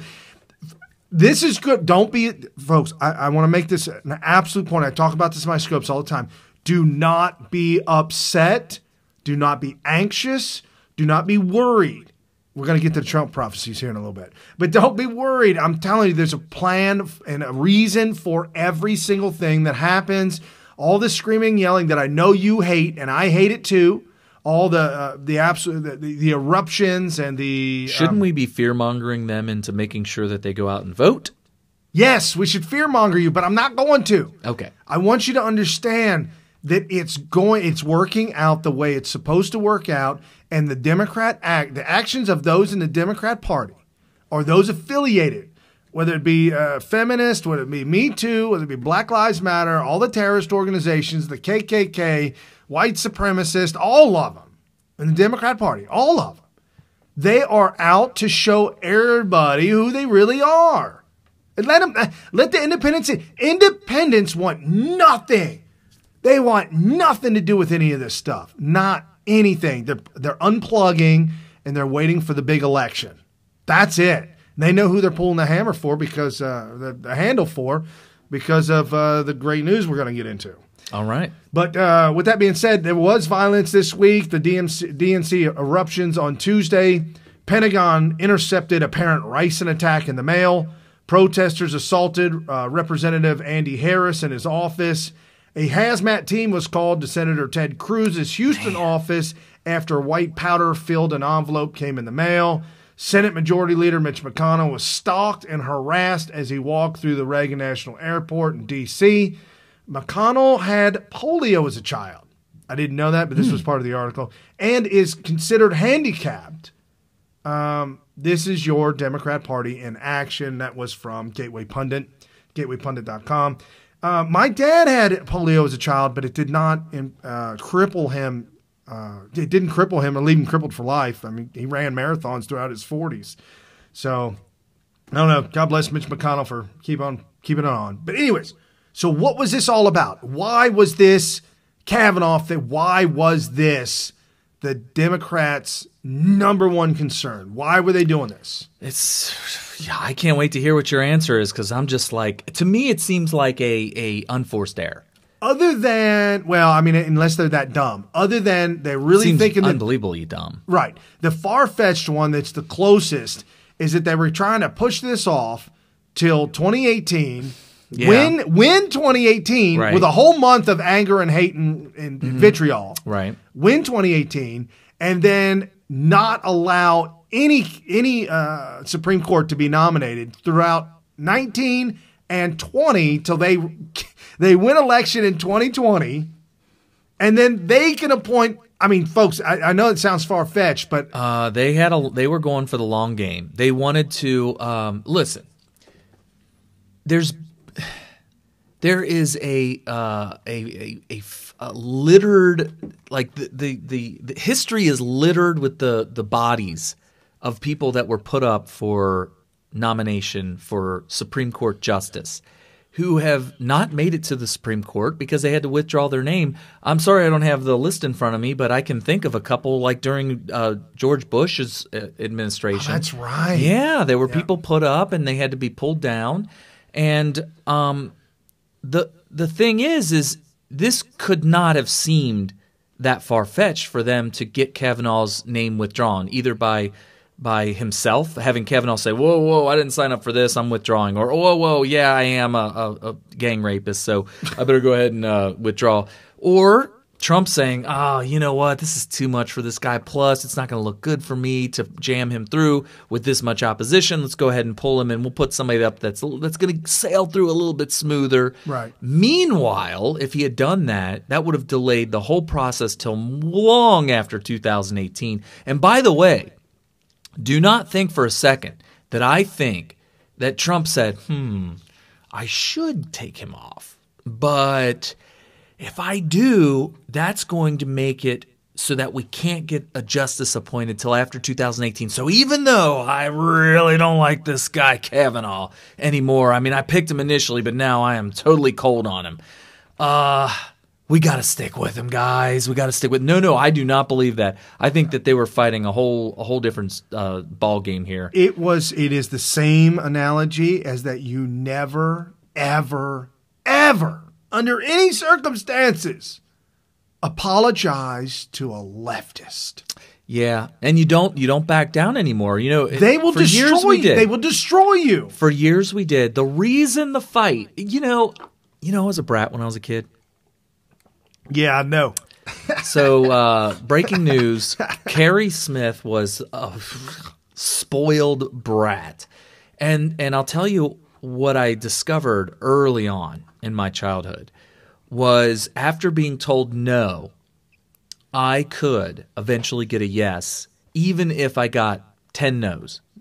I could get a yes. I just have to be really persistent, really annoying, and raise hell. Right. And if I got a 9th no, I might have to really lay it on thick and really get annoying. Because the yes is coming. The yes is coming.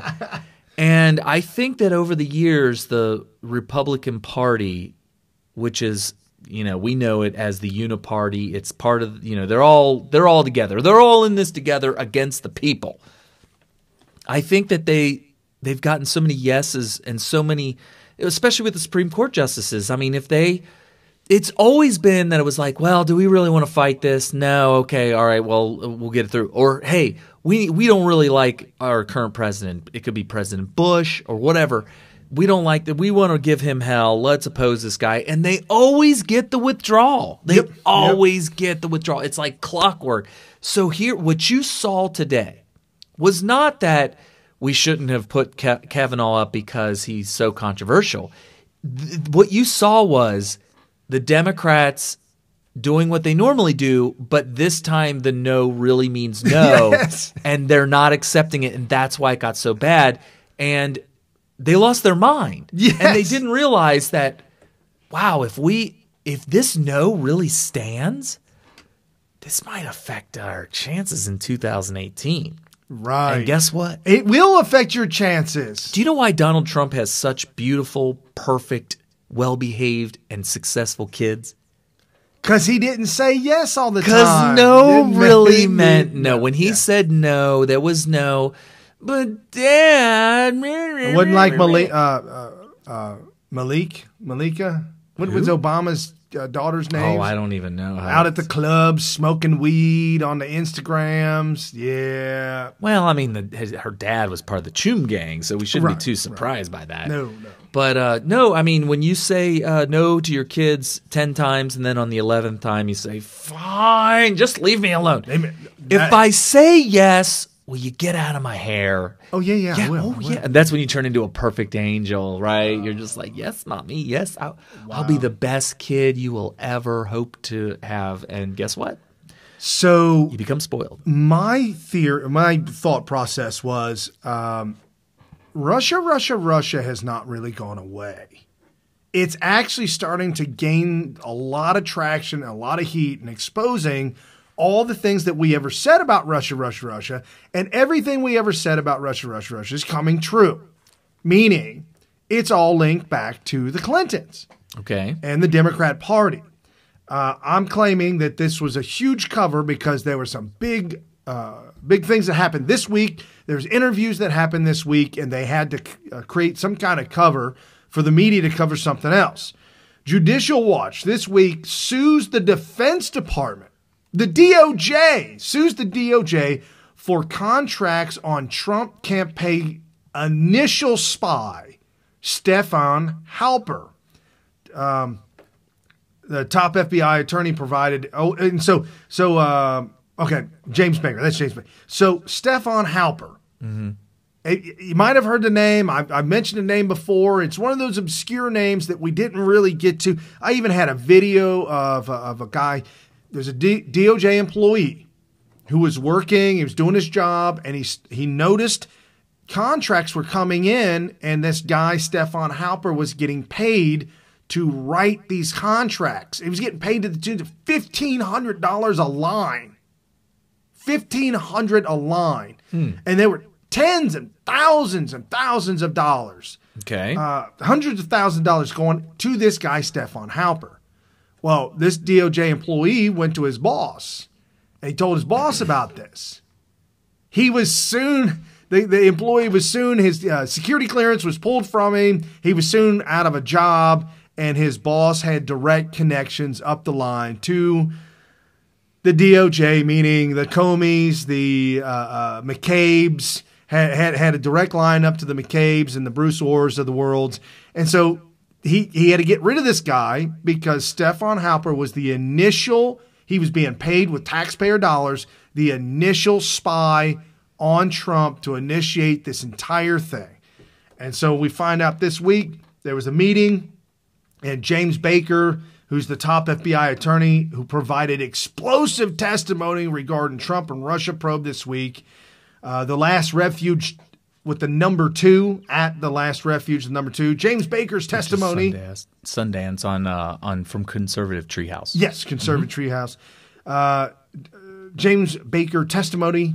DNC lawyers met with FBI officials prior to October 2016 FISA application. Yes, folks, James Baker testified. that top lawyers in the DOJ, Department of Justice, met with Hillary Clinton's lawyers.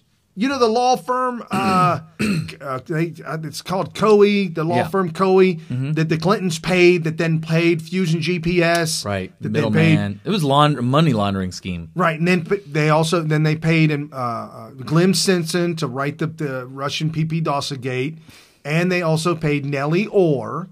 They were on the payroll. Nellie Orr's husband, Bruce Orr, worked for the DOJ, Department of Justice. So that's the connection there. And then also top FBI attorney saying, yes, I met with the with the lawyers of the Democrat National Committee before the FISA was even filed, before the very first one was even filed for. And so, folks, that this whole thing is coming full circle. Jim Jordan, he said, as the FBI's top attorney, Baker was directly involved in handling applications for the FISA warrants granted against former Trump campaign Carter Page. So you could see where we have a problem. Baker, working for the government, handled documents for the FISA warrant on Carter Page, also met with the DNC. You see how that's a problem. Okay. Also, Mark Meadows, quote, "This witness confirmed that things were done in an abnormal fashion. That's extremely troubling." I know it seems weird, abnormal fashion, but that is really, that's bad. That's bad. Well, you see, McCabe was fired for doing things in an abnormal fashion. And so was Comey. Comey was supposed to consult the FBI before he wasn't even supposed to be making a judgment. Comey really overstepped it when he made a judgment call. He's just so corrupt. It's unbelievable. Right. So he cost himself to his entire career and whatnot. And so this is Jim Jordan speaking about, folks, Jim Jordan was in this meeting. Jim Jordan was in this meeting where they were interviewing top lawyer for the DOJ, folks, and that went down this week, and nobody's. Did you hear about this? No. Nobody's talking about this. Bruce Orr was giving information to the FBI. We know Christopher Steele was giving information to the FBI. We also learned today that there was another source giving information directly to the FBI that dealt with the Russian investigation. So we felt that was important. There's some other good information we got on some other issues that, again, we hope this transcript will get out soon. So, I mean, the kind of information that the American people need to know, and they need to know it as soon as possible. So this was, in my mind, maybe the most informative, I think Mark would agree, the most informative and best deposition we've had yet as far as learning new things and confirming some concerns and suspicions we had for a long time. What Jim said is probably the most informative interview that we've had to date. Some of the things that were shared were explosive in nature. I mean, I couldn't believe that I was hearing some of the testimony that here in the United States that the DOJ and FBI were involved with based on that without sharing details. We did learn one other thing, and that is based on some testimony today, some of the footnotes, FISA footnotes that were in the Democrat memo were inconsistent with the testimony we heard today, which would shed light on perhaps the FBI knowing more about the potential bias and motivations behind those sharing information. So this, and I know, folks, this is a long, drug-out procedure, but the slow walking of this, understand, is not a problem anymore. This is actually a good thing that they're slow walking it, because I want everybody to keep in mind 2018, 2020. It's not fear-mongering, but this is the reason why you got to get out and vote, because they had our entire country, our everything that we hold dear, all of it was in the palm of the hands of the Democrat Party. Every single thing that we hold true and dear, law and order, all of it was in the balance, and the Democrat Party was pulling the strings to take utter utter control, complete unfettered control over the entire government. And I agree now. They said it before the election, and it might have been conjecture or people fear-mongering, whatever it is. But if Hillary was elected, there would never be another Republican president ever again. That's a fact. And now. we were worried about the fact that Obama, during his second term, some really weird stuff was happening, and we were worried that he was going to abolish the presidency and become chancellor for life or something to that effect. I don't think Premier. And people laughed about that, but I kept bringing up Venezuela was a democracy, and Hugo Chavez overturned the rules of law. He stacked the courts, and they're stacking the court now. What's his name? Maduro, stacking the courts now with his people. They changed their constitution and changed the rules. That's it. It's done. Yeah, and I'll tell you what, it's hard to imagine how precarious everything is. And, when you have a majority of the country, or, I mean, hell, only a small percentage of Germany had actual Nazi Party people or people that supported the Nazi Party, and Hitler was able to just take over the whole damn thing because they made themselves look bigger, more important, and they propagandized everybody in a certain way that worked out. But, with Obama putting everybody where they were, I mean, we're not talking conspiracy theory stuff here. You need to really watch out for this kind of stuff. And I think the reason why they were chill in 2016 and put their guard down just enough to allow Donald Trump to get elected was because they were so damn sure Hillary was going to be the next president, and everybody was going to be able. And I honestly think that young people that make up the Democrat Party, that make up these socialists, these communists or whatever, they're not old enough. And I know from personal experience, I don't think this far ahead. I mean, I had a conversation with Charlie Kirk, who's 24 years old, and I was speaking to him in terms that a 45-year-old or a 42-year-old would understand because of their life experiences. This stuff was going right over his head, totally over his head. And that's not a slam on Charlie Kirk. It's a slam on 24-year-olds, right. And they just don't think far enough into the future that they're ever going to get caught. So you got all these young whippersnappers running the government, and they're like, wait, you mean we can use the IRS to suppress our opposition? And we could shut down these Tea Party organizations? Just don't get caught on tape by Project Veritas saying it. Well, yeah, and they don't even think far enough into the future.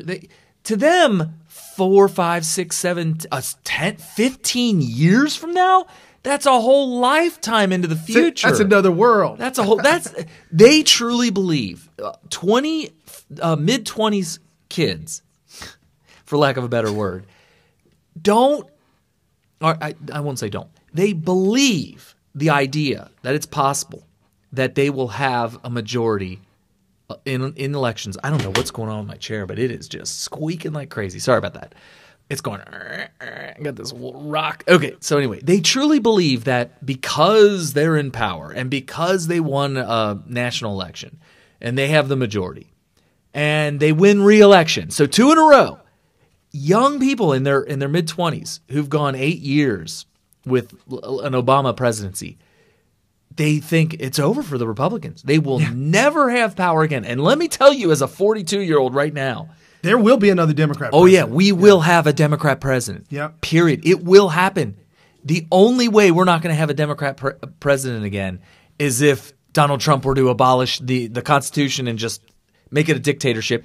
I don't want him to do that. No. I'm willing to sacrifice the fact that there will be a day in the near future, in my mind, where we're going to have Democrats in control again, in order to save our Constitution. And so it will happen.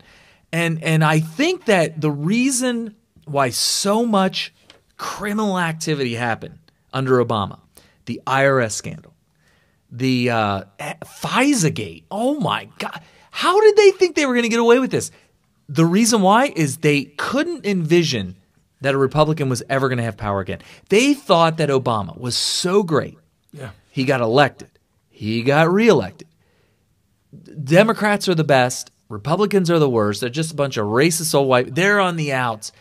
The future is the Democrat Party. They'll never. People are never going to go back and say, you know what? I think I want to have a Republican as president now. They truly believe that this is going to be Democrats forever. And so they're like, well, what difference does it make if we can investigate?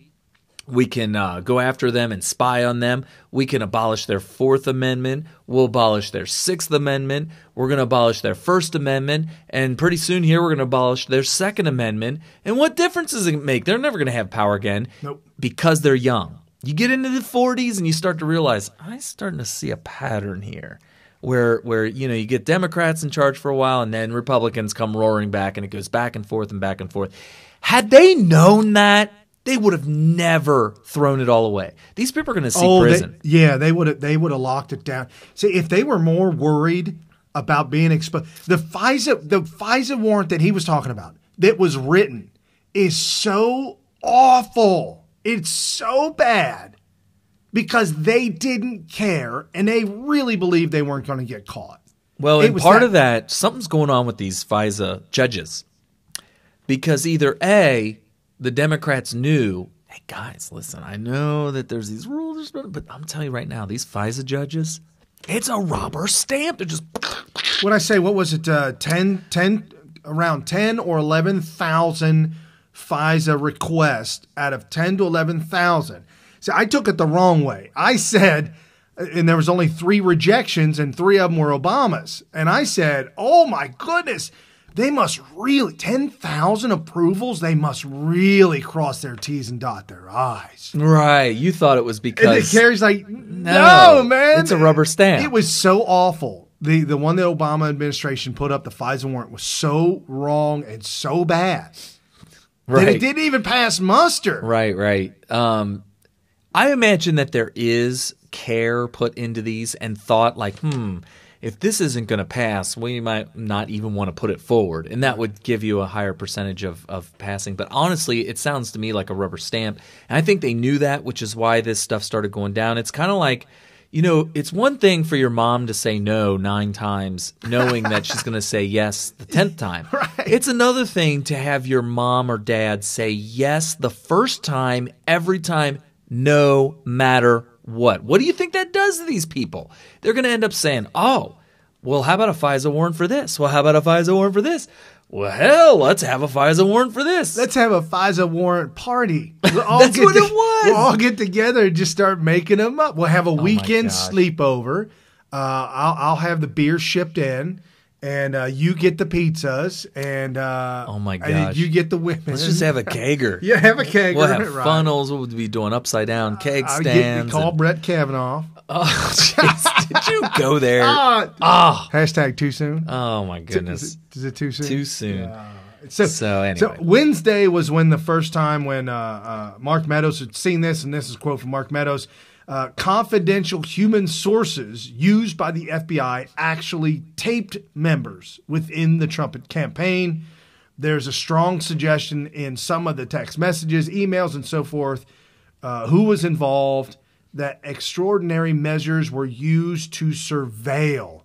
So this all goes back. I know, folks, I'm just saying, everybody's like, Brian, we know they did it. I know. But and now it's got to be all drug out, and everybody's got to come out of the closet, come out of the shadows, slow walking this. I want everybody to see that every step of the way, this is what they did. This is how they did it. This is how criminal they are. And all the players involved, whether it be Sally Yates signing off on the first FISA warrant, or James Comey signing off on the second and third, or Rod Rosenstein signing off on the renewal of the FISA warrant, and then Donald Trump finds out after he was appointed Deputy Attorney General that that's what he did. Oh, man, come on. And like I said, I feel like there's got to be something up with these judges because either it's a rubber stamp or they were in on the scam, and it is a scam. Or it's a scandal, at least. Right. If they were rubber stamping it, it's certainly a scandal. Because a judge has to know that, we're talking about the Fourth Amendment. I would say that warrants have to be up there with one of the most important things that judges need to consider. Because you're getting asked by a government official who has the right to use force, deadly force if need be, against its citizens to violate one of the 10 important amendments of the Bill of Rights. And I think it's up there with people like to rank the Bill of Rights, like which ones are the most important. Some people say the Second Amendment protects the First Amendment, whatever. So there's this ranking, but Fourth is up there.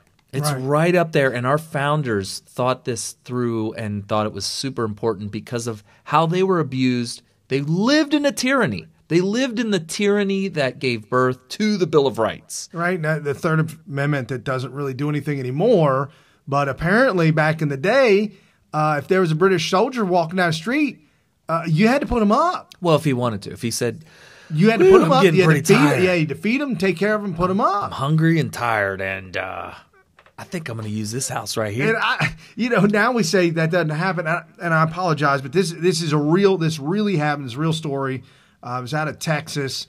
There was a local sheriff that had a beef with local citizen, and apparently the sheriff either got a warrant or didn't get the warrant or thought a warrant was coming, broke into the guy's house with force, like dark hours of the night. Mm-hmm. The guy fired back, shot the sheriff multiple times. The guy was never charged with anything, and it looks like the sheriff is in a lot of trouble. He survived it? He survived it, but he's in a lot of trouble for doing this. And now we got Judicial Watch suing. He's suing I think he's suing whoever was involved in getting the warrants on Donald Trump's lawyer.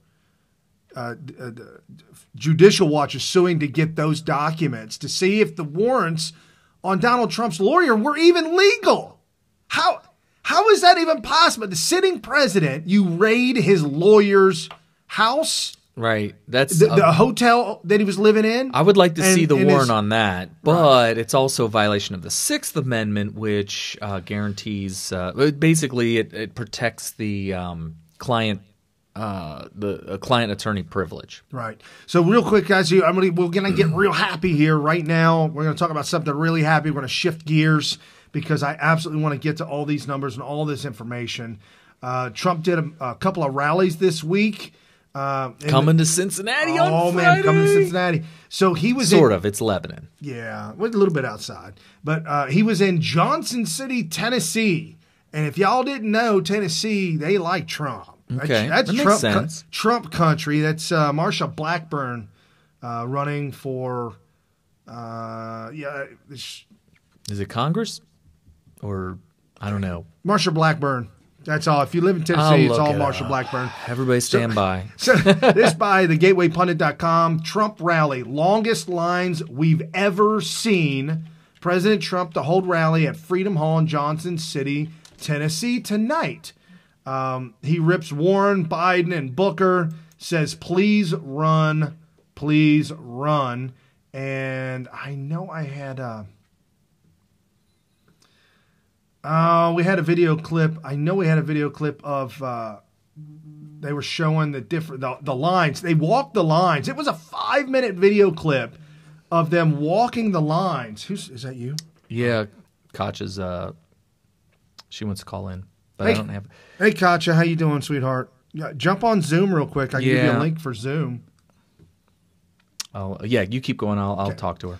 So, the longest lines they've ever seen, I don't have the clip, I don't know where it's at. But anyways, they went 5 minutes walking down the line to show the lines. They were saying they were hours and hours long. Tens of thousands of people were at the Trump rally. And again, like I said, it is Trump country, if you will.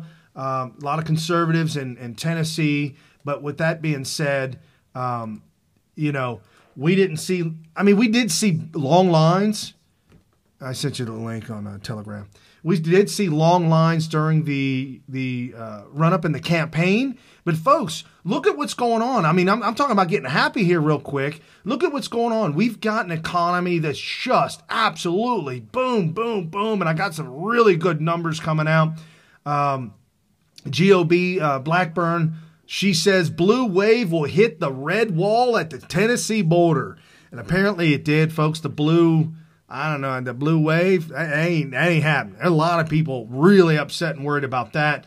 And this is why we've also got Google coming back in as well. Google search engineers advocating for censorship of terrorist and despicable, biased MARSHA BLACKBURN.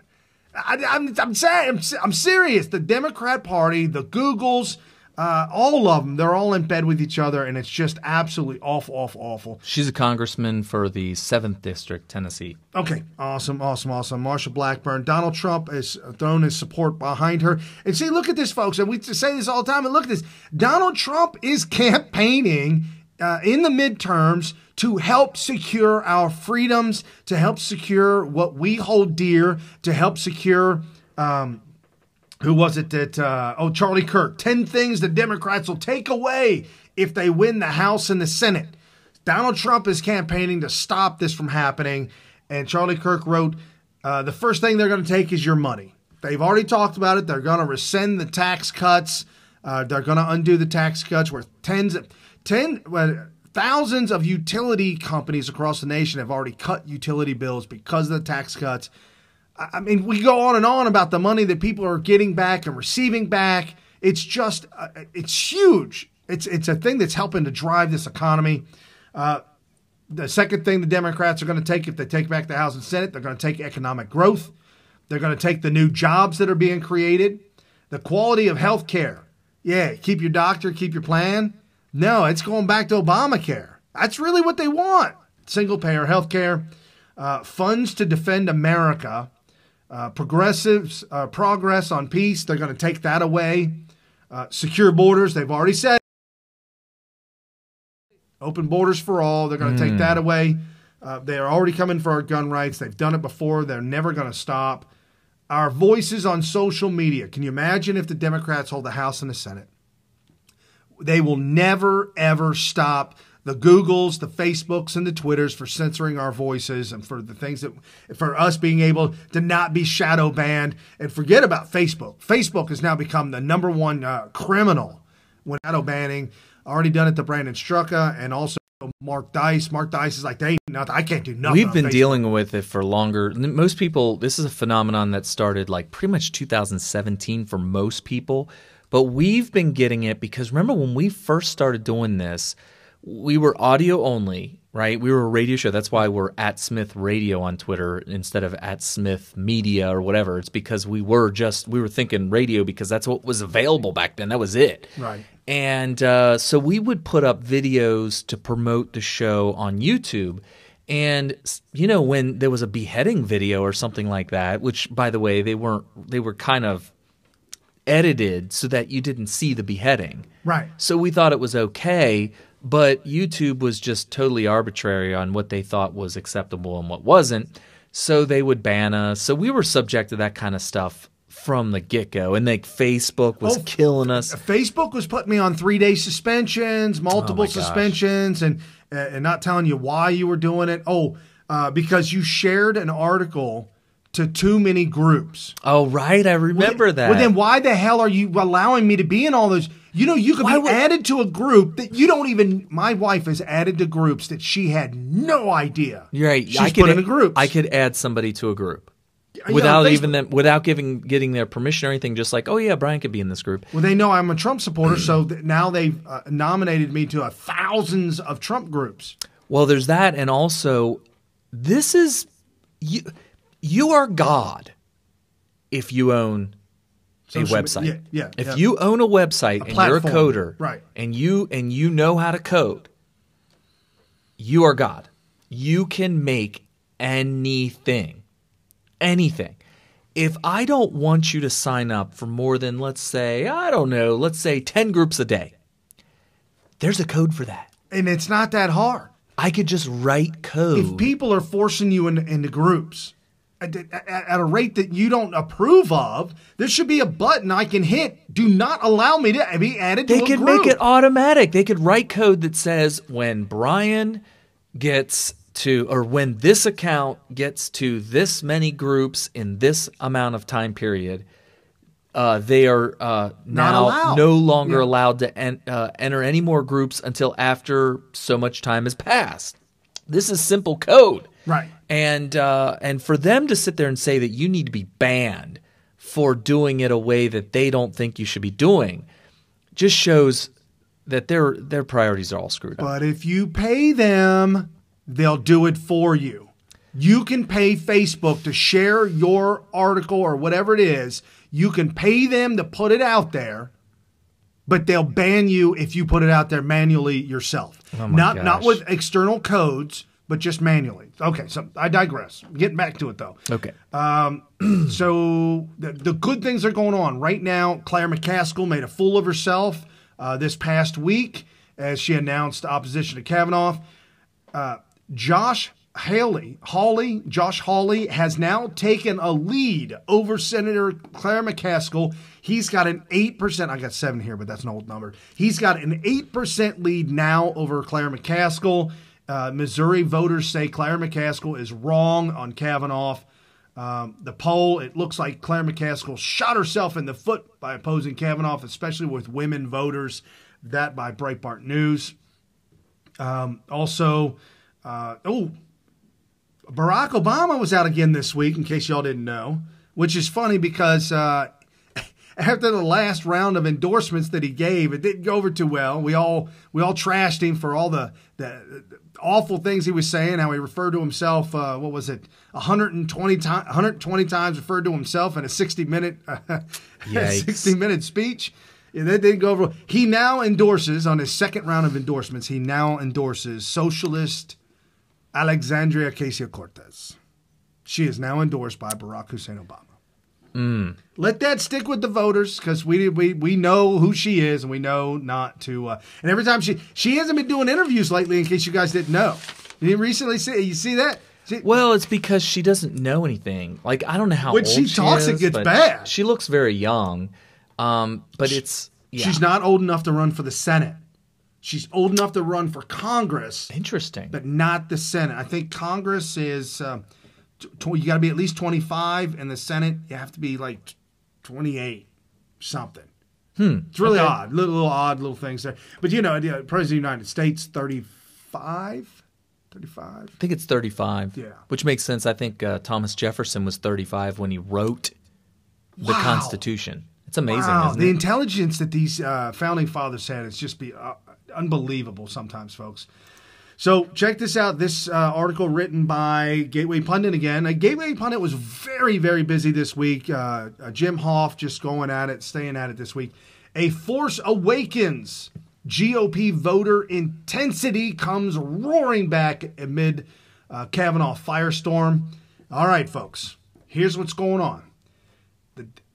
September 12th, just a few weeks ago, voter intensity for the Democrats was at a 52% level. That's what they call it, a 52% level. Just a couple of weeks after that, they fell to a 49% level. Republicans, and this is the standard, after your president is elected, usually you slack off for that midterm election 2 years later, and historically the party loses. Well, and we were going into a lull. September 12th, the Republicans were at 38% intensity. Okay. And now, fast forward, 42%. It was a 14% difference that's now cut in half. And so and they're seeing a movement that is needed for a red wave to happen. You've got Heidi Heitkamp, 41 to Kramer, 53. In North Dakota, Heidi Heitkamp looking like she's going to lose that. Donnelly versus Braun, 43-41. Very, very close. Sinema, 47. McSally, 45. Another very, very close. And again, like I was saying, this is kind of old. These are the polls. These are kind of old. This is Claire McCaskill, 43, and Hawley, 43. Now he's moved 8 points above her, and she's fallen down. Blackburn, who Trump was stumping for in Tennessee. Blackburn, 48. Bredston, 43. That's looking really, really good. And so now this is another telltale sign. GOP fundraising. Because if you've got a red wave coming, you've got people donating, right? Mm-hmm. Makes sense. GOP fundraising through the roof. after appalling liberal smears on Judge Kavanaugh. I was thinking this before, and by the way, Katja's wanting you to set up a go-to meeting or a meeting with her. The Zoom? Yeah, she downloaded it. But it's interesting. I sent you the link. Oh, you did? On Telegram. Okay, I'll get it. And then send her the link. So it's interesting. I thought things were doing so awesome for the Republicans that I almost felt like, first of all, it was fortunate that what happened with Flake happened. I feel like we had gotten an even bigger boost with the let's see if I can copy this. Let's copy it. There we go. With the Flake thing, because it extended it, it outraged people. It actually showed information that we didn't. Let's see if yes, it worked. It showed people information from the FBI. Their report was devastating to the left. And it would have never even happened had Flake not demanded it. So it's actually hilarious. For a second there, I actually thought, man, can we extend this even further? Yeah. Can we delay this like another week? Is there a way that we could blame the Democrats for delaying this yet another week and act like we don't want to? Like, well, we really don't want to, but man, and delay it all the way to like the last week before the election, but have a way to blame the Democrats on it the whole way. Right. Gosh, that would have been, because there was nothing. Every single solitary piece of evidence that was coming out, all the people that were sounding off about it, it was destroying them, and it was just so great for us. But we'll have more. I promise. We've got a couple of weeks. We're down under. The 6th, we're under 40 days. We might even be closer to 30 days, less than 30 days away. November 6th is right around the corner, folks. Got to stay on top of this. Bring your friends and your family. Everybody that you know is a Trump supporter. Speak to them. I know all my friends and family that are Trump supporters. I've talked to them, and I've got 5 people that are going to vote that have never voted midterm but voted Trump. That's how you get a red wave. I'm talking about low-lying fruit. Easy pickings. Okay. Just go to hey, you Trump supporter? Yeah, sure am. You registered to vote? Yeah, sure am. You vote midterm? What? Midterm? What's that mean? What does midterm mean? Right. I'm serious. No, and don't make fun of them. Say, oh, great. I'm glad I got a hold of you. Let me let you know what's going on. So that's how we get the red wave going. So we've got fundraising through the roof. I had a Varney and Company video, but the audio kind of garbage. But really? Worse than the Jim Jordan audio? That was like in a hall with a bad mic or something. Very interesting GOP fundraising numbers up big. Yeah, this is from Fox News, a source at the National Republican Congressional Committee looking at the amount of money coming in, raising money. This last week compared to the same period in August says donations up 175%. The amount raised is up 194%. The average gift given to the Republican Party is up 111%. And the implication is that this is Kavanaugh. That it's backfiring on the Democrats and it's firing up the Republican base to get more involved because of what they've seen during this process with Kavanaugh. Could it be, Steve Hilton, that the Kavanaugh nomination and the sliming of Kavanaugh is a big plus politically for the Republicans in November? Yes, in 2 ways. First of all, because it reaffirms the benefits of voting Republican. You get actual results. But secondly, it shows people why they're so angry with the Democrats and the way they've behaved and the way they treat them and think about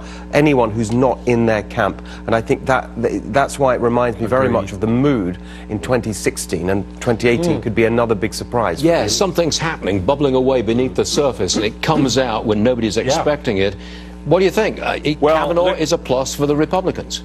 I think he's definitely a plus. The question is the Kavanaugh wave going to crest and crash on the shore this weekend with the vote? And then will the Republicans be able to sustain that energy across the next 30 days up to the election? It looks like possibly they will in the Senate. They might even increase their seats in the Senate. Kramer is 11 points ahead of Heidi Heitkamp in North Dakota. But then there's the question of the House. And it's going to be up to the candidates, and it's going to be up to the Republican Party. These numbers from Ash suggest that there is This makes no sense, people. I agreed with the question about whether or not this is going to last all the way up until election. What we experience this week is going to feel like ancient history come election time. Oh, well, you just have to remember it. Don't forget. Never forget. Give it 10 days. Yeah. Well, our next week's show, we're going to be like, oh, Kavanaugh was only last week? It's going to seem like ancient history. You just watch. Next Sunday, you just watch. Kavanaugh's going to seem like ancient history. But just don't forget. Don't forget that what we saw from the Democrats during the Kavanaugh debacle is universal. You don't have to have a Kavanaugh. In fact, Kavanaugh has nothing to do with it. No. He has nothing to do with this. It is their MO. It is what they do. It is the way they behave. This is everything about the Democrats. And you can't forget that. Oh, hello? We got somebody at the door? Audio only, I think. Okay, that's fine. So awesome. Well, I guess we should set just to finish up that point. We'll go back to the fundraising, the big numbers, and the red wave, and why the red wave is we'll real. Get back to it. But we have to cut in for Mrs. Katja Lee. She is a very integral part of the Trump campaign back in 2016, probably back in 2015. Who was traveling all over the place, volunteering her time to make sure that we make America great again by getting Donald Trump elected. She also was a contributor for quite some time and fellow co-host of Your Voice America. And we have her on the horn right now. Are you there, Katja? Hey. What's up? And people can find you at Crazy About Trump. Right? Crazy About Trump. That's correct, on Twitter. Okay, Now that's on the bottom of the screen if you're watching us live. Katja Lee, Crazy About Trump. So what's going on? What do we have you on for? So by the way, before we get going, Katja has been meaning to come on this program for so long. And I think a long time ago when we were audio only, I think you came on once. Oh, yeah. But we'd like to have you sound off on something every week. But finally, after a long-awaited delay, we got you on. So what's going on? I'm just so excited to be able to have a conversation with you all and share it with your listeners.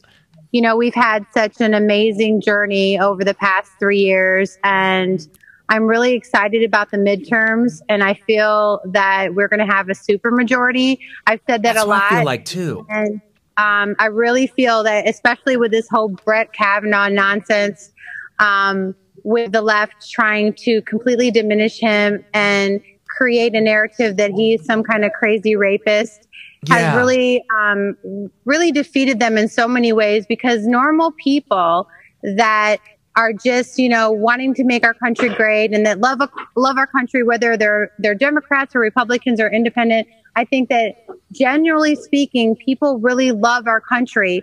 And what we've witnessed over the last several weeks is completely an embarrassment. Yes. And so many people feel completely disgusted by it.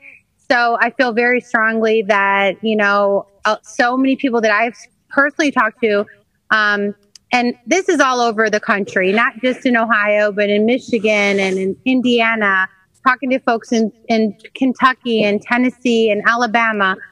These people have just had enough of it, and they are willing to, really get on board and to make America great again. Even folks that are staunch Democrats, they're disgusted by the display, and they're fearful for their kids, for their boys. Right. That you can work your butt off and go to college and be the top of your class and go to a prestigious college like Yale and do all these amazing things and give back to your community. And then one person can just come up and say, well, there's a rumor, or I heard, or and based on politics. Right. Exactly. Or I believe this person did this to me, but you have absolutely no proof, nothing going on, no date, no information about how it happened.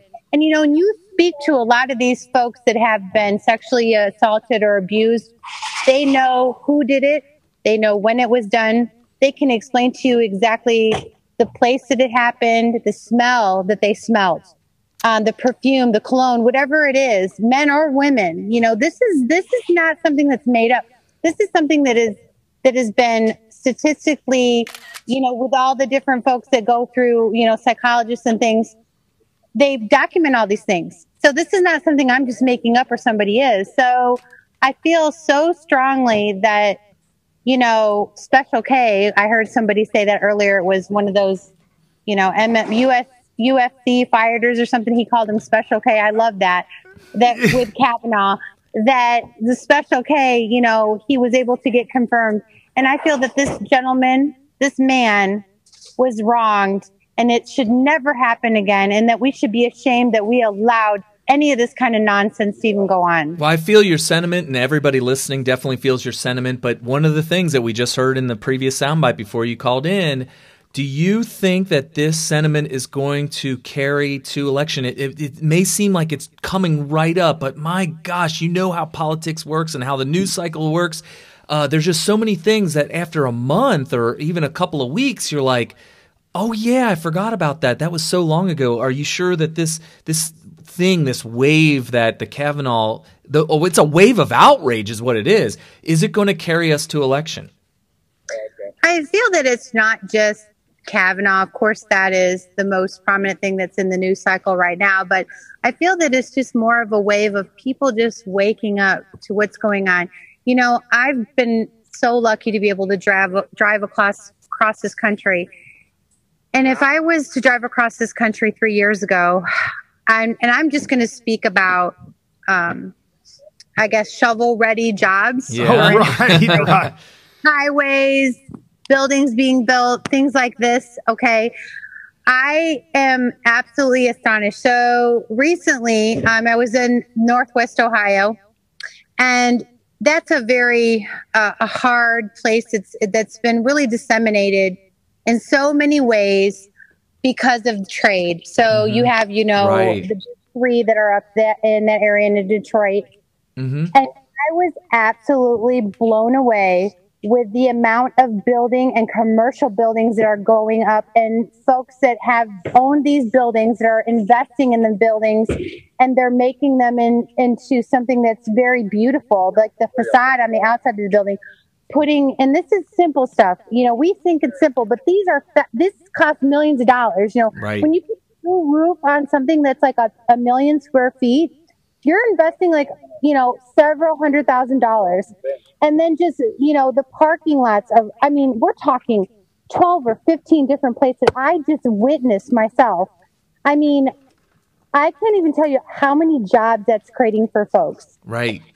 I think that when you really think about what's going on, it's not about the social issues, because that's what the Democrats want to make it about. Abortion, you know, dividing everybody into subcultures, you know, and talk about race all the time. People care about their money. They care about prosperity. They care about opportunity. And when you're able to, like Donald Trump has done, be able to give these people the opportunity to live the American dream, and it's your choice. Any of us can do it. And he's given these folks the opportunity to do that. It's amazing and incredible. You see it throughout the country. And I'm just talking about what I witnessed in the southeastern Michigan, Northwest Ohio area. I mean, listen to me. I am telling you, it's amazing the kind of things that are going on up there, and the kind of, you know, what shall I say? The investments that people are making into their country and into their community. Folks aren't going to do that unless they believe in what's going on, and that is Donald Trump. It never happened to the Obama administration. You know, he talked about social, you know, justice and all this other nonsense, and he said, "Oh, we're going to have all these shovel-ready jobs." None of that ever really happened. Everyone knows that's the truth. Because he basically pocketed the money, or not himself, but he made sure that all of his friends got these jobs with big salaries, and all of that taxpayer money just went right into the pockets of all of his friends. Absolutely. And he gave it to all these other people, all these folks that he had, all these friends that he had, and, you know, his Soros buddies or whoever it was, to try to, like, you know, recruit people to come out and, you know, come out and be against like people like Judge Kavanaugh, who's a seriously amazing man, who's a righteous person, who's a believer in Christ. He's a Catholic, you know. He loves his country, he loves his family, he loves his Lord, and we're going to demonize somebody like that. That's somebody that takes care of their family and that is a really good person because he had drank some beers when he was in college. I mean, give me a break. I'm a woman. I think that's nonsense. Everybody had a beer in college. I mean, come on. I'm having one right now, Katja. This is the first time we've ever done it. We never drink on the air, but we're doing this celebration thing in honor of Judge Kavanaugh, Justice Kavanaugh now. So we cracked open a beer for the show. Sam Adams Patriots Brew. Oh, cool. Yeah. Why not? Yeah, so I think there's a way. Now, there's something else that I keep hearing, and it doesn't make sense to me, but I feel like you may know a little bit more of just raw political stuff, so I want to get your take on this. There's a lot of experts out there that are saying that because of the Kavanaugh thing, people are going to want to come out and vote for a Republican senator, and so we might be able to keep the Senate, but somehow those same voters going out to the same polls on the same ballot are going to somehow not vote for their House of Representatives congressman, and that we're going to lose the House but keep the Senate. To me, that makes no sense. People that are coming out to vote for their senator, their Republican senator, because of their outrage over Kavanaugh, I would imagine, are going to vote red right down. Why would we lose the House but keep the Senate? Does this make any sense to you? I think that, unfortunately, we're dealing with the same kind of folks that we did during the general election and the primaries, where they were all talking about Donald Trump and that he was never going to win this and he was never going to win that. And, you know, he's never going to be president. You know, we have the Nate Silvermans of the world that are like, oh, my goodness, he is never going to win. Hillary Clinton is going to win 98%. In the New York Times and the rest of all these fools, because they don't have any idea what's going on the ground. And I'm not trying to say that I know everything that's going on the ground, but I will tell you this. I'm very close to the people. And I feel like that was one of the greatest attributes that I had personally, because I got to travel for Donald Trump all over the country. And I really could get a pulse of what was going on, good or bad. And it was absolutely incredible, the amount of people that supported him.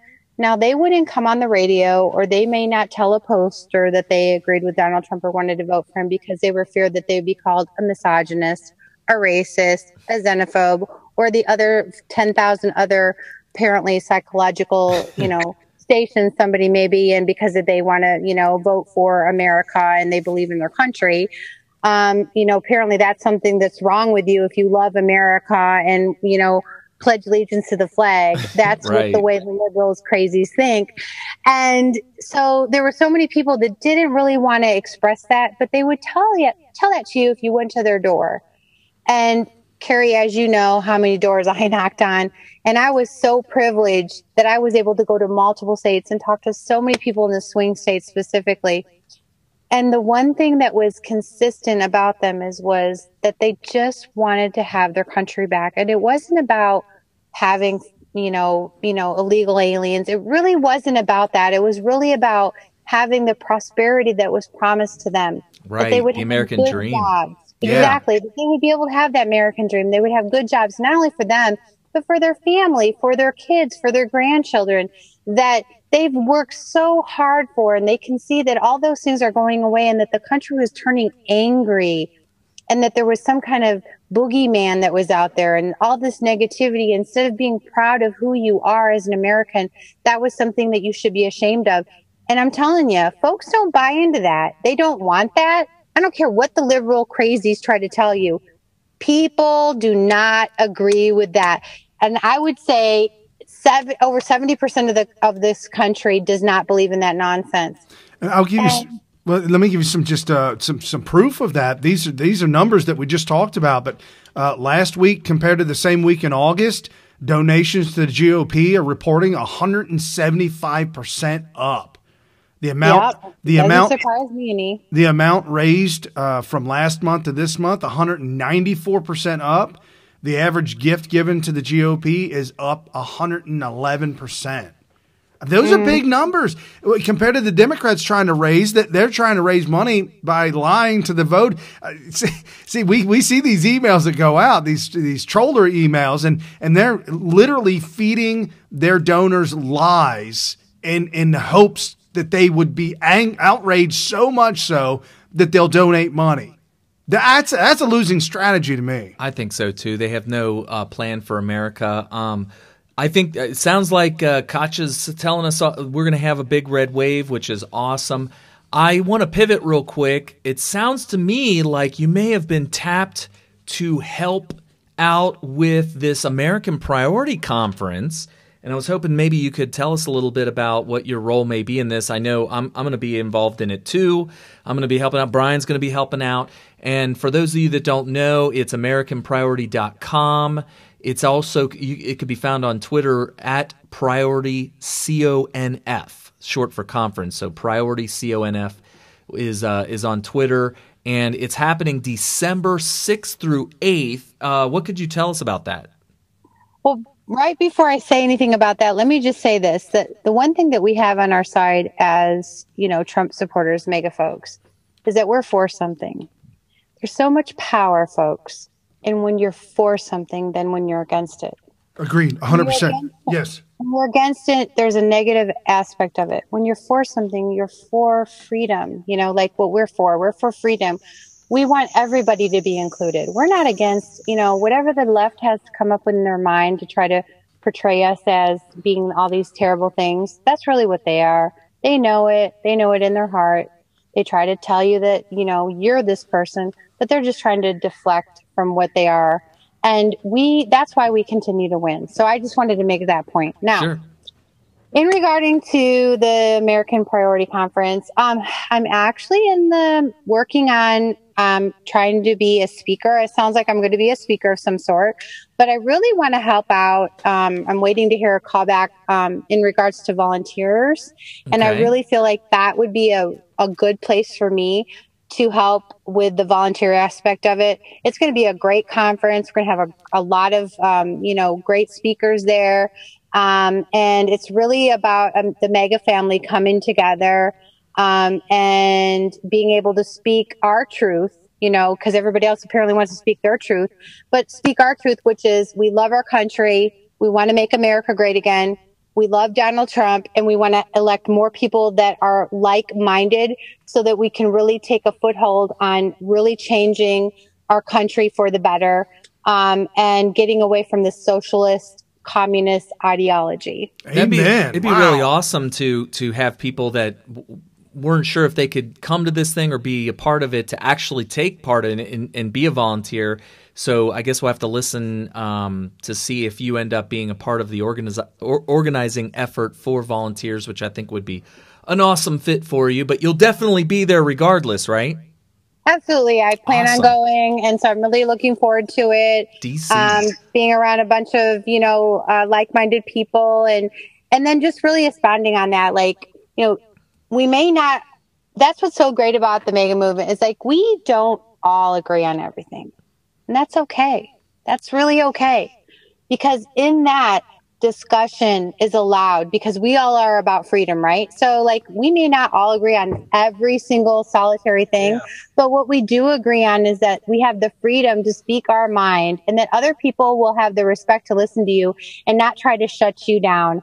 And that is what's so great about what we are doing and what we've accomplished over the last several years is that we've really, like, opened up so many other folks to be a part of what we're doing and that they're listening to what we're saying and that they are, in a lot of ways, they agree with so much, like Candace Owens is a perfect example, or Kanye West. I mean, think about this, folks.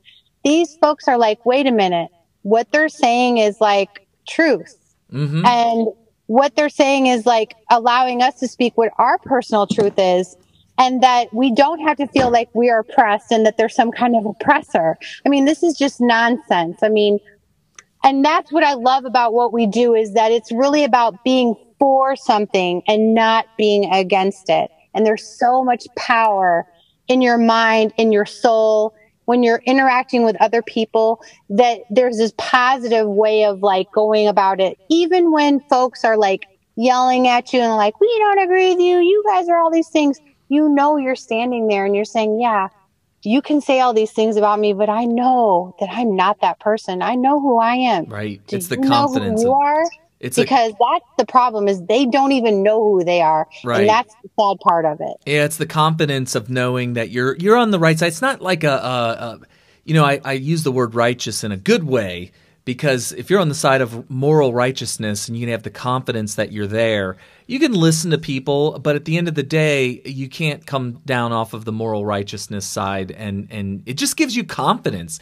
And like Kanye West talks about, you know, just loving everybody and loving our differences and having differences of opinions, but not hating on each other. I think that he's on the right track there, which is why that all of a sudden this MAGA movement, the right side, the Republicans for the most part, it's such an attractive movement. The MAGA movement it's because people are like, you know, that's the way I want to live my life. That's the way I want America to be, and that's the way I want the world to be. So I think that's why it's such a winning movement. Well, and they say you can catch more with honey than you can with vinegar, and that's truly what it is all about. And like you said, Katja, we're a party that doesn't agree on everything. But man, do we not love to have discussions, intellectual discussions on policies and ideologies, just anything in general? We'll just sit there and there's no hate, there's no anger, ain't nobody mad about nothing. We're just hanging out, just being us, just living life. And that's exactly right. I mean, what you just said there, Brian, is like both of you and Carrie both. Like that's okay. You can say we are so.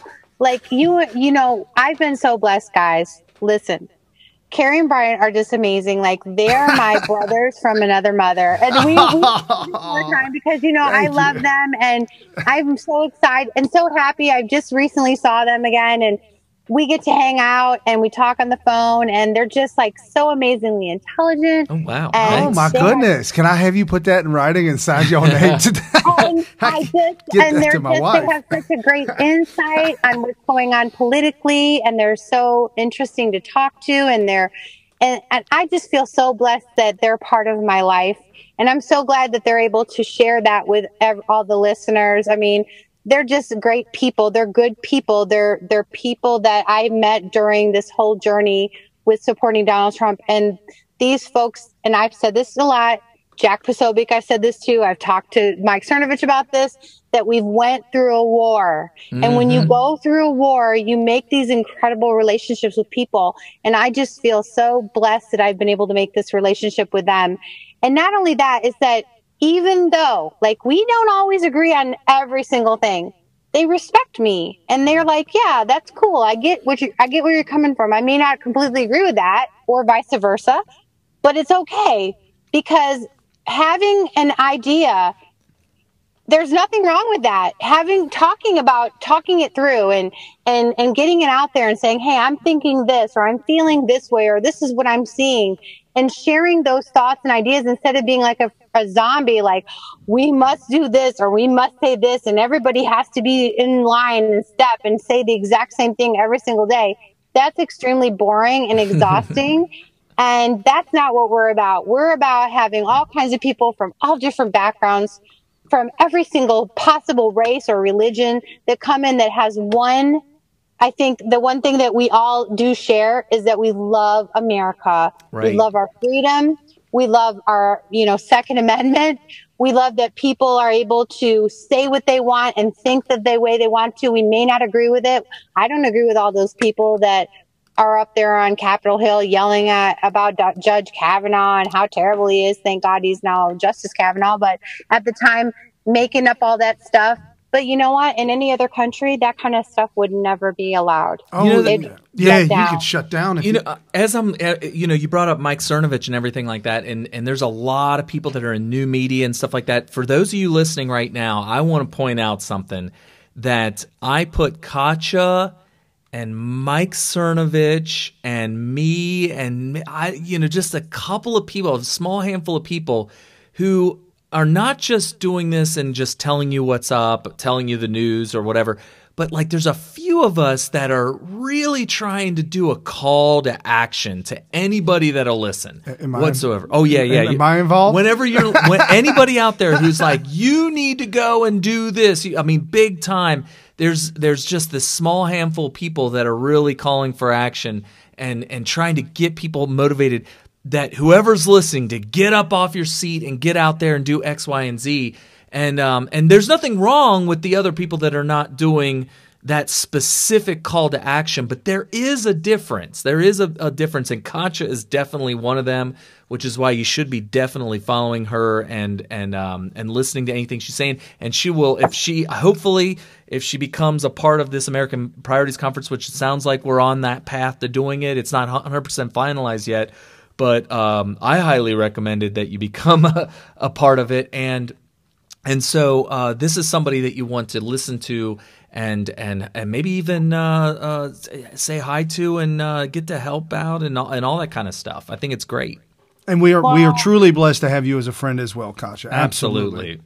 Well, our family just loves you. You guys are so great, and it's just amazing. And I'm sure other folks that are listening and Trump supporters in general, you meet people along the way, and some people are there for a season. Some people are there for a lifetime. And I'm just so blessed that I've met so many amazing people that aren't a seasonal friendship, but they're a lifetime friendship. And you guys are part of that. And you know how much I think about you, Brian and Carrie, and how much I love you guys. And you guys are just so incredible. And I know I'm saying it, but I really mean it, because you guys are really awesome. We believe you. We believe you. They're awesome parents. They love their kids. I mean, God Lord, they are such good fathers. I mean, think about this, ladies. They're such good men. I mean, and everybody talks about, oh, men are like this and that. No, we are not a part of that. We have really good men in our movement that love their families, that love their country, and they just really want to do the right thing, and they love their wives. And that's like the majority of people. Like, most men are not douchebags. Now, there may be some douchebags, but I'm telling you. And it's funny that you say it. I think that Kavanaugh fits into that mold too, which is why it rings so false with everybody. Yeah, it's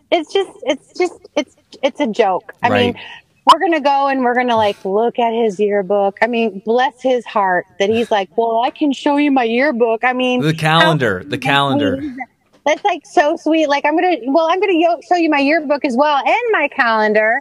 And this is all the things that went on. I mean, how sweet is that? I mean, I don't know if I would want anybody to look at my yearbook. Did you see? No, not mine. Mine. Katja, did you see that letter that the New York Times posted of him talking to his friends about organizing a party?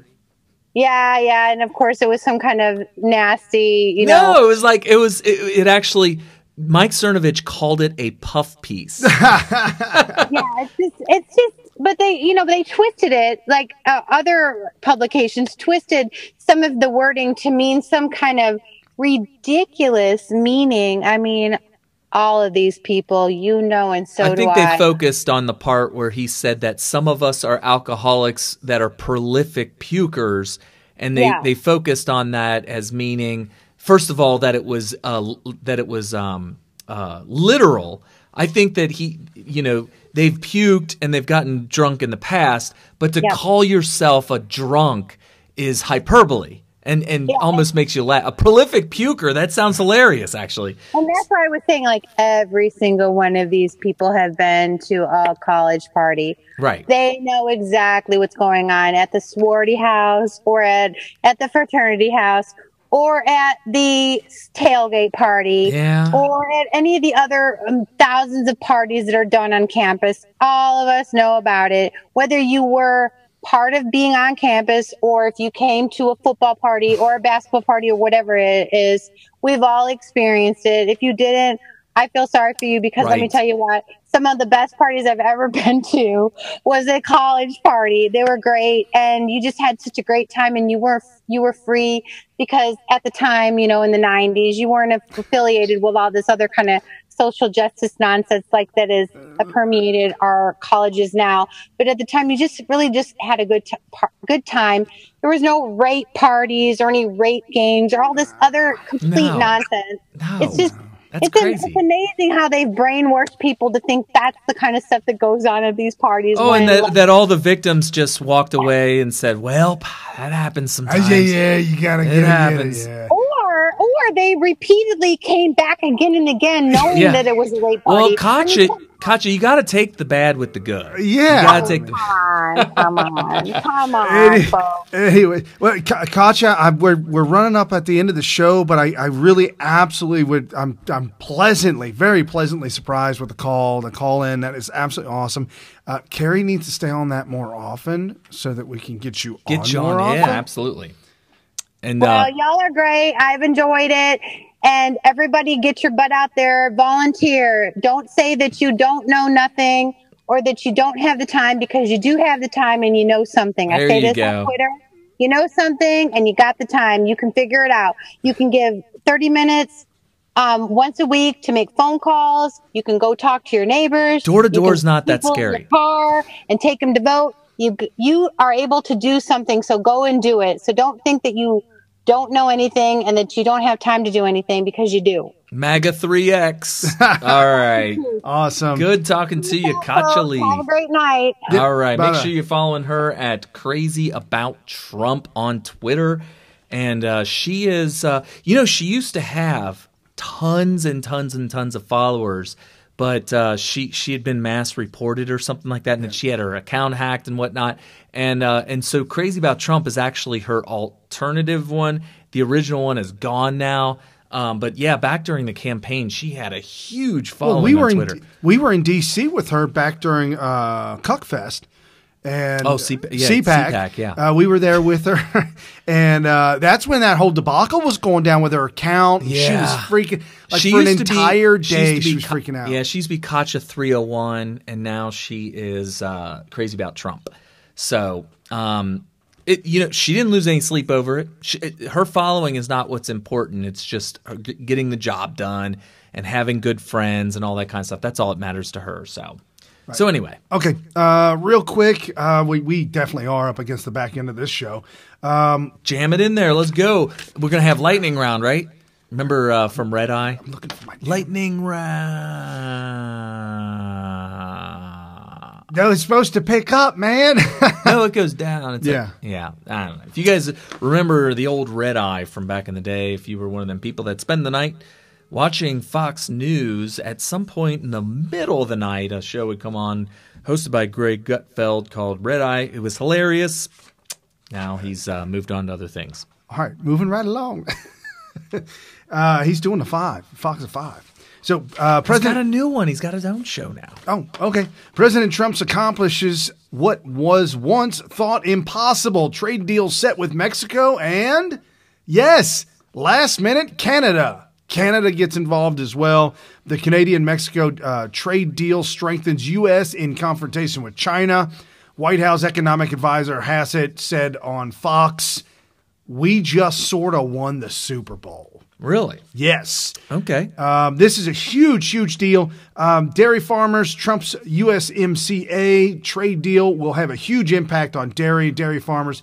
6 ways the USMCA is much better than NAFTA. 1, the rules of origin, where the product actually originates from, raises the North American content requirement for auto manufacturers from 62 to 75%, which makes it harder for, say, somebody to have 62% of a vehicle done in China, then come to Mexico, complete it, and send it to America. Now it's 75%. So it ups it. It has to be 75% of it has to come from the place of origin. Sunset clause. This is a very important Before you move on to sunset clause, just to be clear, if you wanted to say made in America, Now, instead of only 62% of it being made in America, it needs to be 75%. Yep. And so something called the Sunset Clause. I have to wipe the coffee off of the wires. The Sunset Clause, which I did not know this, but NAFTA was a forever deal. NAFTA was forever. There was never an end to NAFTA. There is an end to this deal, and it's a little nerve-wracking, but it's a 16-year deal that must be reviewed and renewed on a 6-year basis. Okay. I know 6 doesn't go into it sounds like the renewal happens in 16 years, but there's a review every 6 years. And I know 6 doesn't go into 16, so don't fault me. It should be 18. So is it 18 or 16 years? No, it's 16, but 6-year reviews, it's every 6 years. Anyways. Okay. All right. So there'll be 2 reviews before it has to be renewed. Correct. The workers' right. This also guarantees Mexican workers the right to form and join unions. I scoped about this. It's interesting. Unions in America, we don't need them anymore. We are in a day and age in America and such a successful... Amazon's not unionized. Correct. Don't need it in America. We are talking about a third world country, Mexico, where people are just used and abused by the cartel, by the government. And so now they are allowed to, and they're forced. If Mexico signed this agreement, and they are allowing their workers to unionize, join unions, and form unions. Also, wages. It is a requirement. Minimum input for duty-free manufacturing. $16 an hour. Wow. You must pay your workers $16 an hour if you want duty-free back and forth trade, which raises the wages in Mexico. Now, is that going to be competitive? But it will keep. This is all long term, folks. None of this will happen short term. It's all long term, and the goal of this is to raise up the Mexican citizenry to make them not want to come to America. Yeah, they'll be because they're making too much money. Yeah. If we're trading with Mexico on a product that's being made there, and in order to do that, they have to pay them $16 an hour. They ain't gonna need to come to America. Right? Milk, cheese, and ice cream negotiated. It's a really tricky, weird thing, but it's gonna be better. I trust. Well, yeah. Imagine. Well, it sounded to me like if you wanted to produce dairy product to export into Canada, it just wasn't happening because they're 400%, something 800. It was 300 or 400%. But here's the thing: what do you think that's going to do to your average voter in, let's say, Wisconsin, who might want to decide whether or not they were going to vote for either Donald Trump in 2020 or his opponent? Well, they're going for Trump now. They've got to be fired up about that. This kind of a intellectual property, protection of intellectual property rights. Whoever owns those property rights, apparently they're being stolen and remade like they do in China. Oh, that's a problem. This is a good start for the rest of the world. This is a good deal.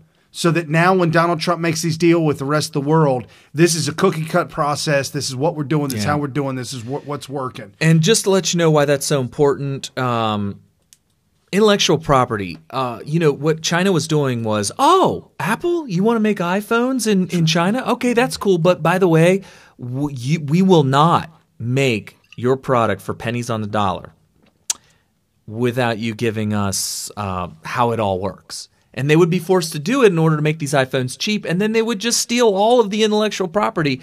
And the thing is that intellectual property comes from people who take the risk of going for it on an idea because it could make them rich.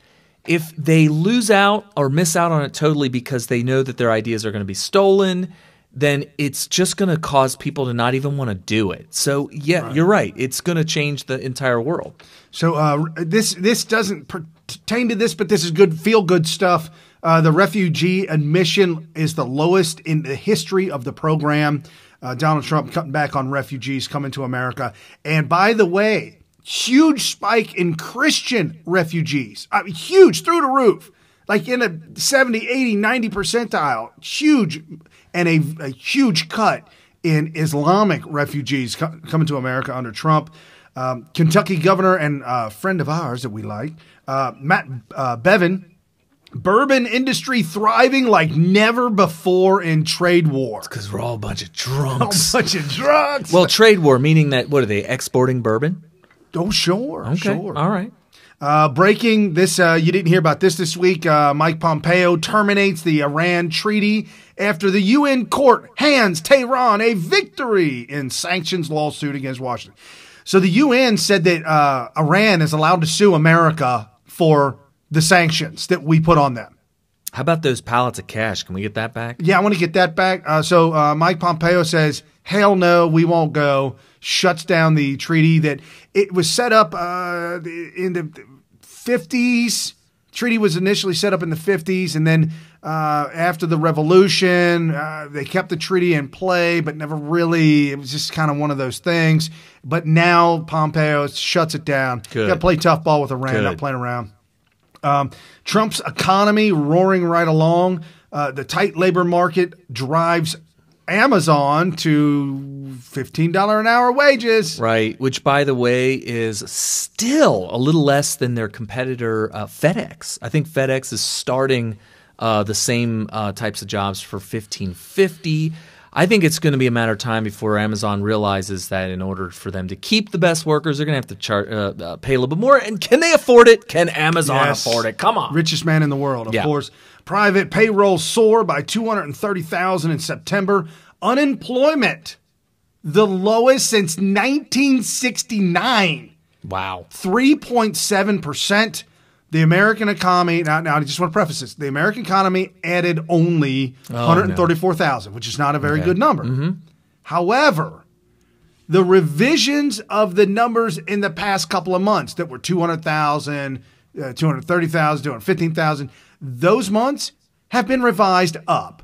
Sweet. 80,000. They were off the mark by 80,000. Well, and this is just a huge tragedy for America. Think of all of those government workers who work in unemployment offices. I mean, they may get laid off. This is just a tragedy. You should be very depressed for America because of these things. I mean, we need a robust unemployment office that has things to do. Right. Trump is cutting government employees like they've never been. Tens of thousands of government, over-bloated government employees that aren't needed. They're being cut. And also these jobs numbers also are affected by the Hurricane Florence, which hit South Carolina and North Carolina, likely took a toll on the jobs. Thursday, the government reported that new unemployment claims, people filing for unemployment for the first time, fell more than expected. Like I said, bad news. 200,000 fell. What are these people doing? They go into they clock in at their government job in the unemployment office to service people, and they ain't got nothing to do. It's just terrible. Yep. So hourly earnings rose 2.8% compared to last year. And again, I said the past months were revised upward, adding 80,000 jobs. August report went from 201,000 to 270,000. Nobody's talking about that. August almost added 300,000 new jobs in 1 month alone. That's big numbers that wasn't happening before. Manufacturers are growing. Manufacturing industry is growing at the fastest pace in 14 years. U.S. middle class income. This is why you can't argue with Trump. Middle class income? Isn't that what the Democrats have been fighting for? Isn't that what the GOP has been fighting for? We got to worry about the middle class. Middle class That's income. what they've been saying for, well, Democrats are always middle class, middle class, middle class. Rich people are the enemy. Poor people, sometimes they talk about it, but for some reason it's always middle class. I think it's just a demographic they're going after in order for votes. But yeah, but you're saying that they're doing good. Income rises for middle class, highest on record. Highest rise. Middle class is earning, and it's the highest it has ever been since it's ever been recorded. I'm at a loss for words here, folks. It's amazing. And so real quick, here's the Donald Trump prophecies. There's a movie. The book is out, and there's a movie that's coming out, and that's coming out to a theater near you and us. It's a documentary on a guy who said that God spoke to him back in 2011. And this is what he said that God had to say to him, and he wrote it down, and it's very interesting. So check this out. This also by Liberty. I don't know. Liberty Foundation. All right, check it out. 2006, 1 month from the day Mark Taylor retired from his post as a career firefighter. He was suddenly overcome by a Holy Spirit-guided, supernatural vision of the future. This revelation, as the world would soon discover, was a message to the most powerful nation on earth. The Spirit of God says, I have chosen this man, Donald Trump, for such a time as this. It's time to embrace our glorious American destiny. Anything we can dream for our country, we can achieve for our country. America will once again stand hand in hand with Israel, and the two shall be as one. I want the Israeli people to know that the United States stands with Israel. The dollar will be the strongest it has ever been in history of the United States and will once again be the currency by which all others are judged. The economy is booming under this president. We're up 254 points, 21,000 on the Dow. They will say things about this man, the enemy, but it will not affect him. Well, he's kind of a comic book figure. I mean, he's a show-off. He's a sideshow who threatens to swallow the Republican Party. He was attacked by other people who were running with him. His poll numbers would go up, theirs would go down, even to the point where they got kicked out of the race. He would not be the commander-in-chief we need to keep our country safe. Donald, adults learn not to interrupt you. Yeah. We are suspending our campaign. I am suspending my campaign. This next election will be a clean sweep for the man that I have chosen. Donald Trump will never be elected president of the United States. It still looks like Hillary's the next president. On Election Day 2016, the world witnessed the impossible when in the final hour, the map turned red. Donald J. Trump is the president of the United States. Donald Trump is going to be our president. Well, my crystal ball has been shattered into atoms here because I predicted the exact opposite of what happened. But the election of 2016 was only the beginning. Mark Taylor, author of the Trump prophecies that foretold Donald Trump's unlikely victory and the stock market reaction that would follow, has something new to say about what is coming next. Something that will change the future of America and the world forever. There's a bigger picture that the church is not seeing right now. The Trump prophecies, the astonishing true story of the man who saw tomorrow and what he says is coming next. Awesome. I'm excited. I'm stoked about it. I think it's going to be awesome. I've seen a couple of interviews with him. He originally wrote this, and he thought that the president that he was writing about, that he was getting this message from God, he believed it was Mitt Romney at first. But you got to understand this. When you hear something from God or when something comes to you, it's always right, but it's never clear. Not only that, but he might have thought maybe he meant Mitt Romney because I know he didn't mean Trump. That's crazy. Right, exactly. So then when and he tells his whole story about it. When Mitt Romney failed and lost, he realized, well, this isn't it. But the day that Donald Trump announced, he said he was watching TV when Trump announced he was running for president. And he said that was the moment. He said he felt it instantly, and that was the moment. They went back and looked at the letter that he had written years prior about what God had told him and all this information.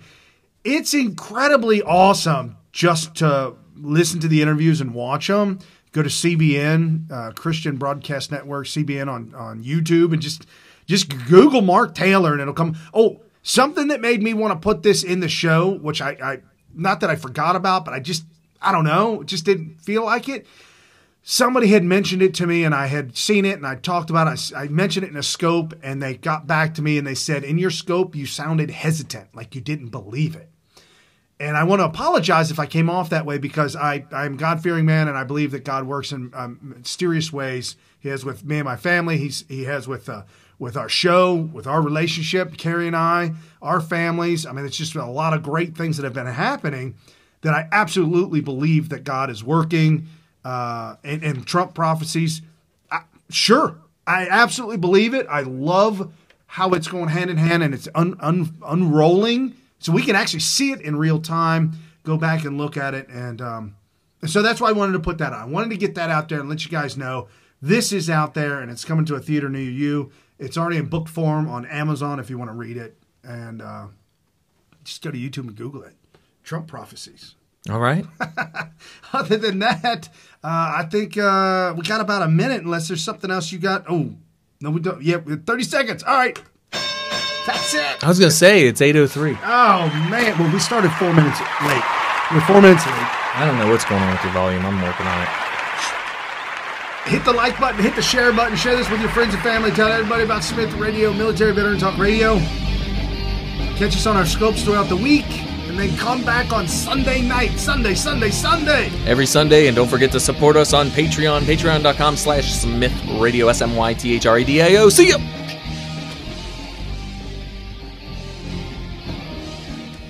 With unfathomable power. What kind of power? Unfathomable. It's without fathom.